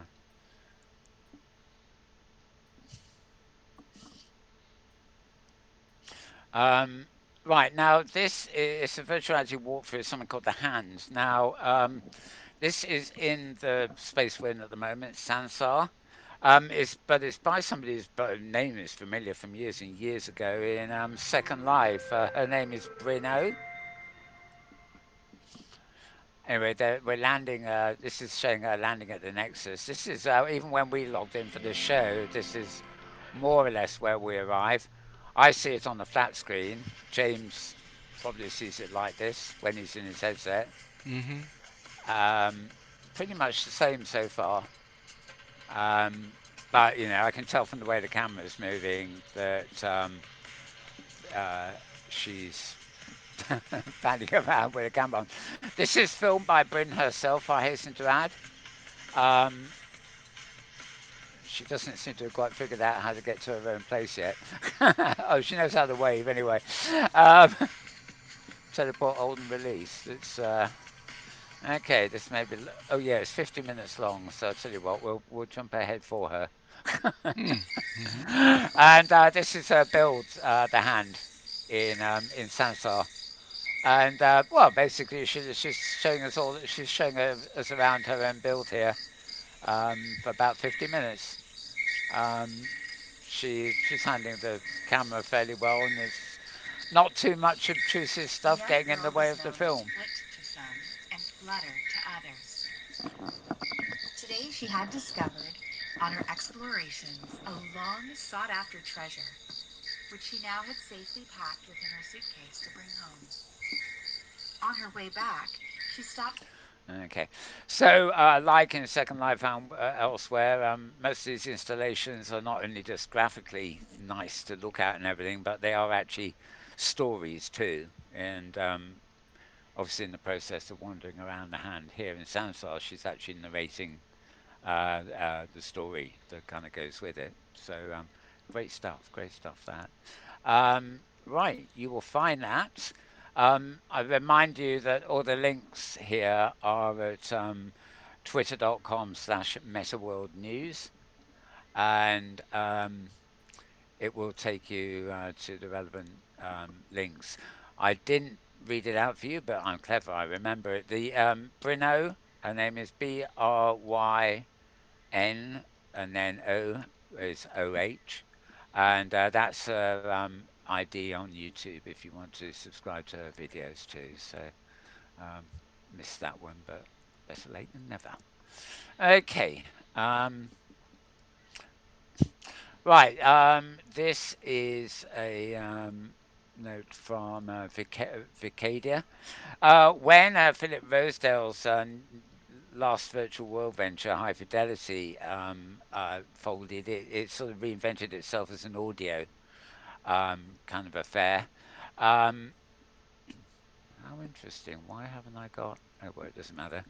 But the virtual world part of it was actually taken over by two companies.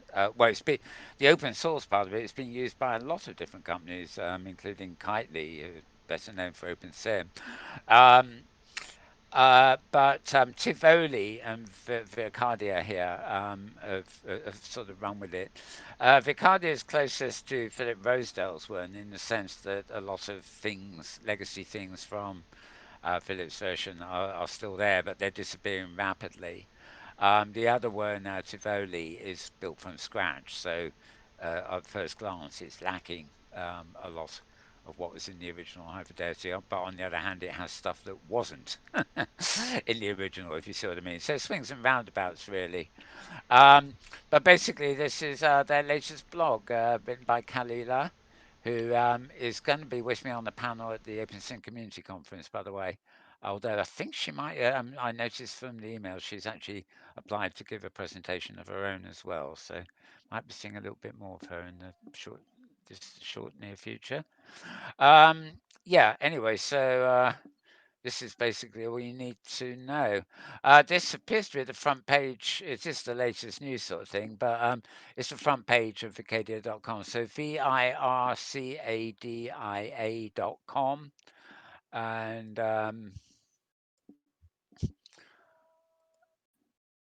this week. Yeah. Um, well, it's easy. You go to the front page, and if you follow news, you can get the latest week's news. The actual address keeps showing up as vicadia.com rather than the individual links. So that's what you do there. You can, of course, find the links at Metaworld News. Right, moving on. Hype events. Oh, that's from last week, and I showed you. Yeah, Hype events is that site where you can always get latest updates from events happening in OpenSim. So that's rather nifty, and I seem to have got. There wasn't much in Metaworld News. I'm just gonna. Hmm. I'm just gonna. This one. I'm just gonna plug it because I can. Okay, you certainly can. Right. Um, there is another Twitter feed from Malbones underscore writer. Yeah. And I feature machinima, a lot of it filmed in Second Life, photographs of nice regions, usually again Second Life or OpenSim, and steampunk party happening in Second Life. Um, a whole load of stuff, and I'm just going to scroll through. Well, we haven't got a thumbnail for everything, but look at it. But since I got this new format up, I thought it'd be worth having a quick scroll to look at what's been there this week. Carolina Dreams at Margarita Isle, Autumn Fall in Heavenly Bay, um, a film by Mumeli. This is a very good one, actually. It is what there is of it is in English, despite the fact it looks like it's in French. Um, that's a music video by somebody called Gracie Adams, who is, I think that's a real world piece of music put to machinima. Um, a map region called Phantos. Looks rather steampunky piratey or something. Time Remains. That was absolutely gorgeous looking place. I think Minara Pay may have done a thing on that too, but this was, well, I can't tell you offhand where the link is going, but if you go to this feed, you'll know. Enoch Sim Design. This is actually posted by Enoch Sim Design. It's actually a company. I think that makes sims for various people, and then they end up publishing videos of the completed sim, and quite long little walkabouts. Often. Um, that's 6 minutes, for example. Actually, I'm not going to play it. That will get me into trouble here. Right.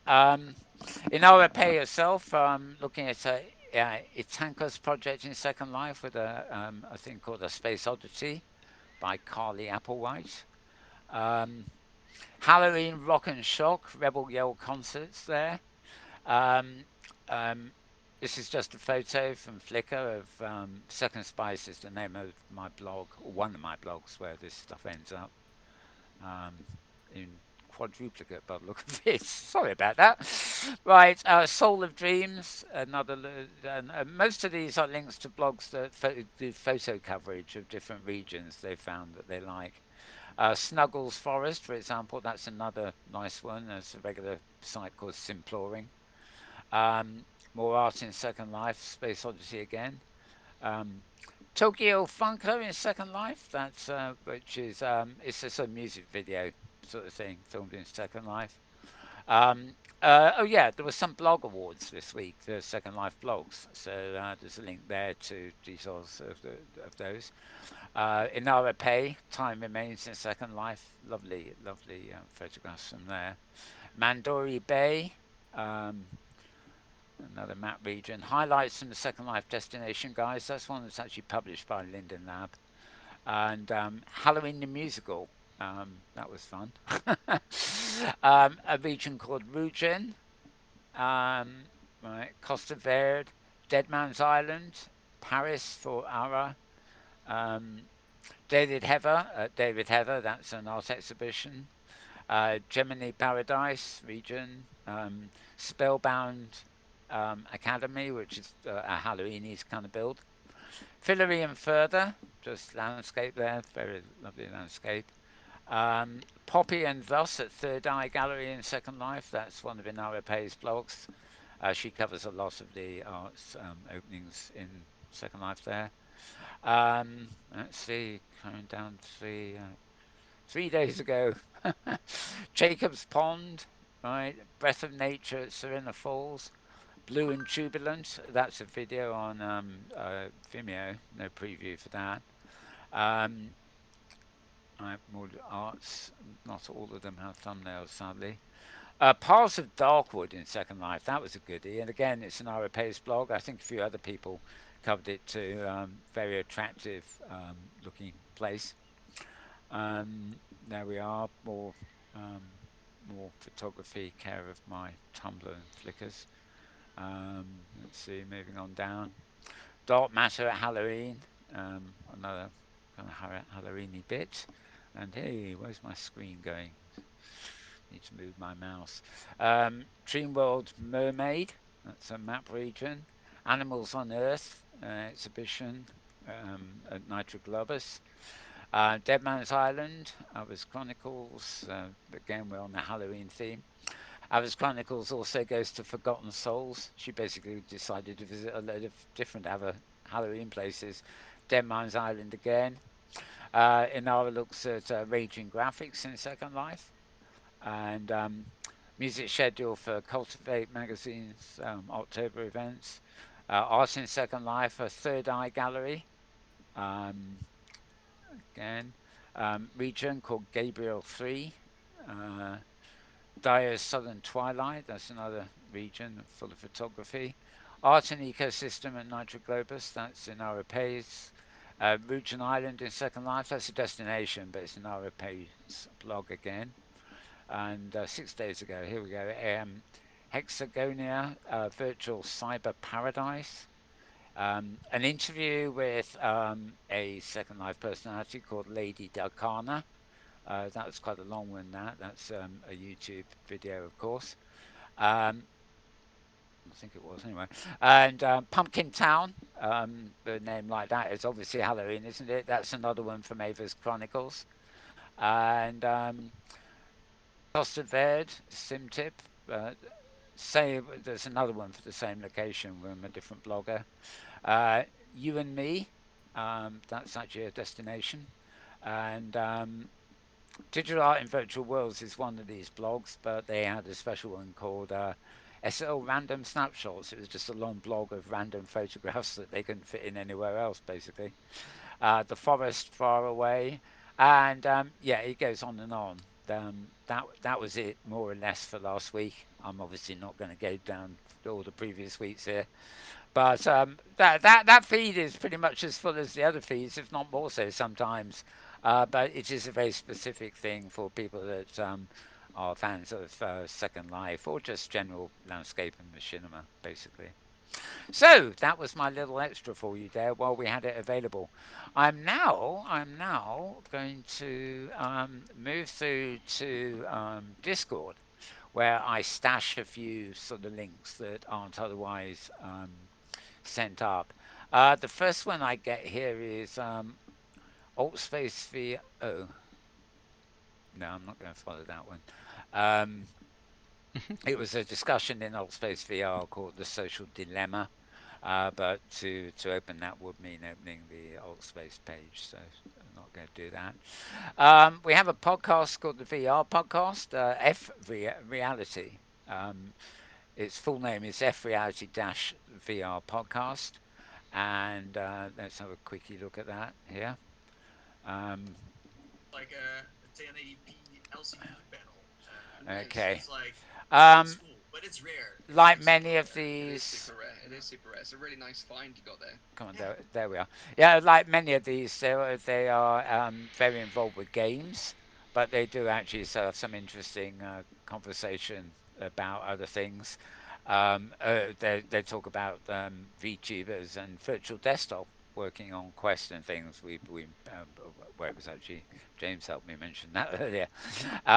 Yeah, if you like this kind of thing, it's basically I think there's two of them that run it, and then three or four guests basically, and they look at Star Wars Squadrons in VR, virtual desktop, VTubers, etc. They're on episode 160. So F Reality Dash VR podcast is what you need if you want to look them up. And of course, like me, you can subscribe to them, which saves you having to go there every time. Right, let's put that one away. Um, I did the Vicadia one, didn't we? Linkage. Right. As I mentioned, we're doing this program using a platform called Sansar, which we're rather happy about today. This is events.sansar.com. And there's not much difference to what you get if you log into Sansar and look up events, basically, but you can find this on the web. And it's telling you what's going on generally today. 9 p.m., for example, which, oh, it's already that. Hmm. Oh, we lost a lot of time at the beginning, didn't we? Yeah. Yep. Anyway, it shows you main things go on. It doesn't usually include stuff that is commercial that they've collaborated with outside organisers who handle their own registrations and payments. These tend to be the things that are available in here for free, and also it doesn't. It's not. There's actually a lot more going on than gets listed here. I don't know what procedure there. I mean, for example, if we wanted to tell the Sansar residents that we're filming the news here at 7 p.m. on every Sunday, well, 7 p.m. my time, um, I don't know exactly know how to go about it other than just twittering it or putting it on Sansar's Discord. So I think there are limits, but it's still nice to go here to find out what's on. So that's events.sansar.com. Sansar is spelling for Sansar. All right, moving down. Okay, this is again becoming a weekly one, really.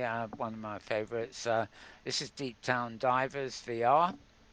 Um, Hey, hello everyone. this So is throw within some news. We the are guy's Deep name. I Town can Divers never remember. and He's today basically I'm so CEO excited to have Porsches with me here. of Hey, Somnium thanks Space, for coming. Hey, and so he how are has you? different people to interview every week. I'm good. I'm really excited. VR is really cool. I love it. She is I can a say only rising amen and 17-year-old look forward star to our discussion. of Stay something tuned. called crypto art. You too. So as it goes on, I mean, it's a conversational program, but obviously, being virtual. Proximity. There So we are. I got Yeah, he seems to participated. do most of them Yep, this it way was from like now on. that's crazy. This is Um, such a big deal. I'm it, so it's excited. quite good. It's And quite good. It probably that works you better should than put a when he was interviewing so cool. avatars You because should put I had a feeling a lot of his guests weren't getting on with their avatars very well, Mm. so they were better on Zoom anyway. But anyway, I'm going to pause that. This is really simple to let you know it's there. Deep Down Divers VR, you can see it there. If you look at the bottom where my mouse is, and that's who you want to subscribe to, or simply look up if you go there. Um, again, there is these are not yes, so these aren't actually included in any of my regular Twitter feeds, so you do need to look that up. So Deep Down Divers VR. Um, I may set up a new feed at Twitter or something just for like general material like this. We'll see. But for the moment, you need to go there. Alright, close that one, move down a little bit. Um, this one is not per, as I said, these aren't always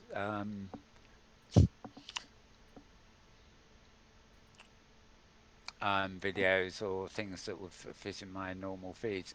Gizmodo here is a sort of gaming sort of site. Gizmodo, Gizmodo.com. But it's an interesting editorial. It's the launch of something called System Reboot, Gizmodo's new podcast on how to repair a broken world. Hmm. Yeah, indeed. That'd be kind of useful. Mm-hmm. Sounds useful anyway. The internet is broken, ISPs are to blame. There's an article here, of course, in brief, but it's also a podcast too. The podcast doesn't really show on this reading view, but you can, well, basically, you follow the links to Apple, Spotify, or wherever you want to actually listen to it. And this particular, the first one, has Cory Doctorow, or Doctorow, I think Mm-hmm. is how I pronounce it, on it. They say he's a person who may also be a series of super smart clones. We're not still not sure, even after talking with him. Corey is a special advisor to the Electronic Frontier Foundation. He's also a science fiction writer. He's also a journalist who recently penned a book published on Medium about how to destroy surveillance capitalism. And he has this website called Pluralistic Net. Um, Great read. I think, I mean, his science fiction pieces, I think I've got them all on Kindle. Um, they're they're all fall short of being full novels. They're kind of novellas, and so they're very accessible to read, because they're not too long, but they're not too short either. The ones I've read, I've thoroughly enjoyed them. So yeah, and it's very interesting to listen to as well. It is, as far as I know, just an audio, or in fact, yeah, all those are audio podcast sites. I went to added it to my Spotify playlist, but as you can see, there's a number of choices there. So that's gizmodo.com, and the internet is broken is the link to look for, basically. Um, yeah, or the launch of System Reboot, their podcast. All right, moving on down. Uh, Next up, we have James's favourite of the week as a rule. You know what's coming? This is the VR download. I actually missed it this week, so I haven't seen it yet. Another episode of the Oh, VR really? Yep. Download, a weekly show at Well, the Hollywood I'm. Virtual Oh, yes, Studios, I've. where we bring you the latest news, reviews, comments, and interviews from the VR industry. I am your host, Kyle, and let's see who else we have on today's panel over here to my left. Hi, Ian Hamilton here, managing editor. Thank you for joining us today. Harry Bako, news writer from Down Under. I'm David Jagno, senior editor from California, down over. There you go. Down over. Let's talk about what we've been playing this week, and I'm No going to start Jamie. over here with Ian. Ian, Right, well, I'll let James listen to that later. And indeed, I'll let all the rest of you out there listen to that later of your own accord, because I don't actually have 2 hours of this show left to play around with. The site you want here is Upload VR. I forget, yeah, it's Thursdays about 1 p.m. Pacific time is About, when it yep. goes out Yep. live. You can actually join in with it, or well, in the chat room at least, In when the they're, UW chat. I mean the YouTube chat feed. yeah, in the YouTube, yeah, that's what I Yep. mean. This is YouTube, we're here, Yep. yeah. You basically just hit join, But if you simply want to get the recordings and everything, you can subscribe to their channel Yeah. in your subscriptions. So Upload VR is what you want. I would add that they have various other things as well as VR download there, and I think they've launched a second channel for slightly more offbeat stuff that they weren't covering before. Mm-hmm.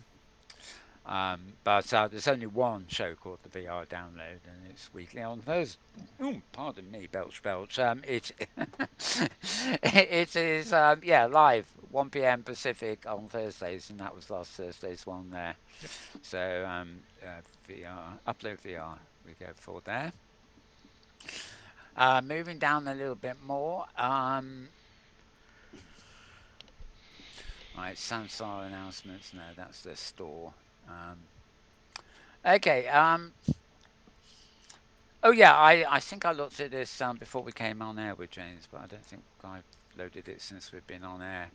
This is my real pick of the week. I so thoroughly enjoyed this. Um, this again is at YouTube. The account is Between Realities. This is episode 15 of the second season, so they've been at it a while. This just could not be better for me. Their guest, Andrea Unpronounceable, is just engaging. I mean, she looks it too. I mean, she's very attractive, I think. But she's an architect, obviously highly intelligent. Um, and oh, the subjects they get through with her in 90 minutes um, are phenomenal. It's definitely way beyond gaming. This, it really is talking about uh, virtual reality and the spaces and what we do within them. Um, but I mean, apart from this particular one, which is not, if it was a book, you wouldn't better put it down for the 90 minutes, if you know what I mean. But so it's not an engaging conversation, but also they've done a wonderful, what I call production job on the video for this. I mean, something I wish we were able to do with this. Really, I don't know how many people they've got involved behind the scenes. They don't actually. Oh, actually, their viewers have gone up now. They've had 230 views on this now. Um, the two of them seem, I'm sure they're not green screening together. In fact, I'm sure they're in the same room against a green screen, COVID or no. It's just the way they turn their faces and look at each other and get eye contact with each other. I'm sure that's not being done remotely. But everything else is, they built this set which is lovely anyway. The starscape in the background there is sort of moving as well. So, like our backdrops or my older backdrops, there's always some sort of subliminal movement going on just to keep you in, reinforce the fact you're in an active place. These two screens adjust to what they want to tell you while they're going to. Sometimes, for example, her face appeared down there and something she was screen sharing, like a hospital. She built a virtual hospital, which is she demonstrates at one point. So the hospital footage goes there and her face comes down here while she's talking and information goes there. These guys, of course, come in and when it goes full screen, with the what she's showing or herself, these guys shrink and they become a little insect down here. But the bit I really like is when it only happens once here because she's their only guest. But when they introduce her, this screen you see here isn't there. It slides in like a theatre curtain from the top and reveals their guests. They're welcome. And it's just production wise, it's done really really well. And and if you've even got your little trailer along the bottom here with information as well live, which is something we used to have on our web show way back when. So this one's my choice of the week, not only because it's great to look at and well done, but Andrea Ion Kojukaru is just an absolute delight to watch and listen to. Don't get me wrong. I'm not just watching her. Um, fascinating character, and they do a really good job of talking with her, especially the bloke on the left there. He's very good with the interviewing. So as I say, this is Between Realities is the name of their show, and you've got a subscribe button, of course.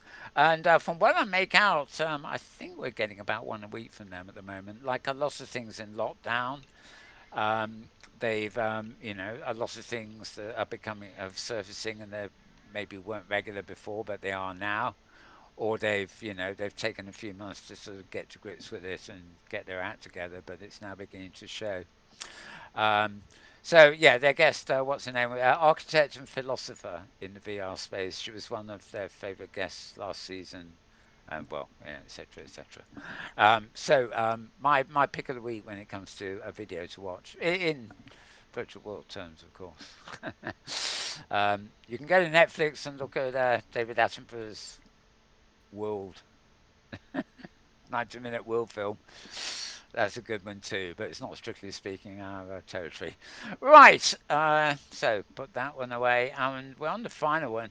Um, this one I don't know, but it also it's completely new on me, but it's another YouTube one I found, and this is. Just shut it up while I speak over it for a second. This one's called VR and Philosophy. It's number 14. And it's Alt VR. This is nothing to do with Alt Space, by the way. It's just Alt VR, ALT VR, VR being in capital. Well, A is in capitals, lowercase lt, and then capital VR, but all one word. And yeah, that's it. They're at number 14 there. How regular they are and what others there's been, I don't know. I like this single review here. It says, really relaxing. I like the theme and the guest was really knowledgeable and looking forward to more. So really relaxing. Yeah. Um, the guest is actually talking about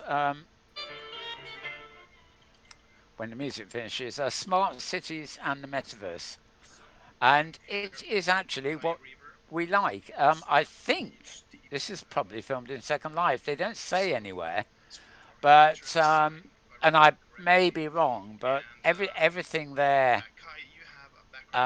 Everything there looks like it could be Second Life, including the avatars, although they're very stylized. But I may be wrong. There are so many platforms now that could equally be a photographic background and green screened with avatars from some very strange place indeed. So anybody's guess. But again, it doesn't really matter what the graphics are like. It's just a good listen, basically. It's not too long. Well, it's an hour, 55 minutes, so it's not short, but another good listen, basically, for the week. And with that, I think, pretty much conclude what we're up to here. All I would do very quickly. Oh, that wasn't clever, was it? Get yourself out of here very quickly, he said, and ends up hitting everything in sight. Right, what's happening there? Hmm. Okay, I'm on the page I don't think I should be on at all. Okay, that's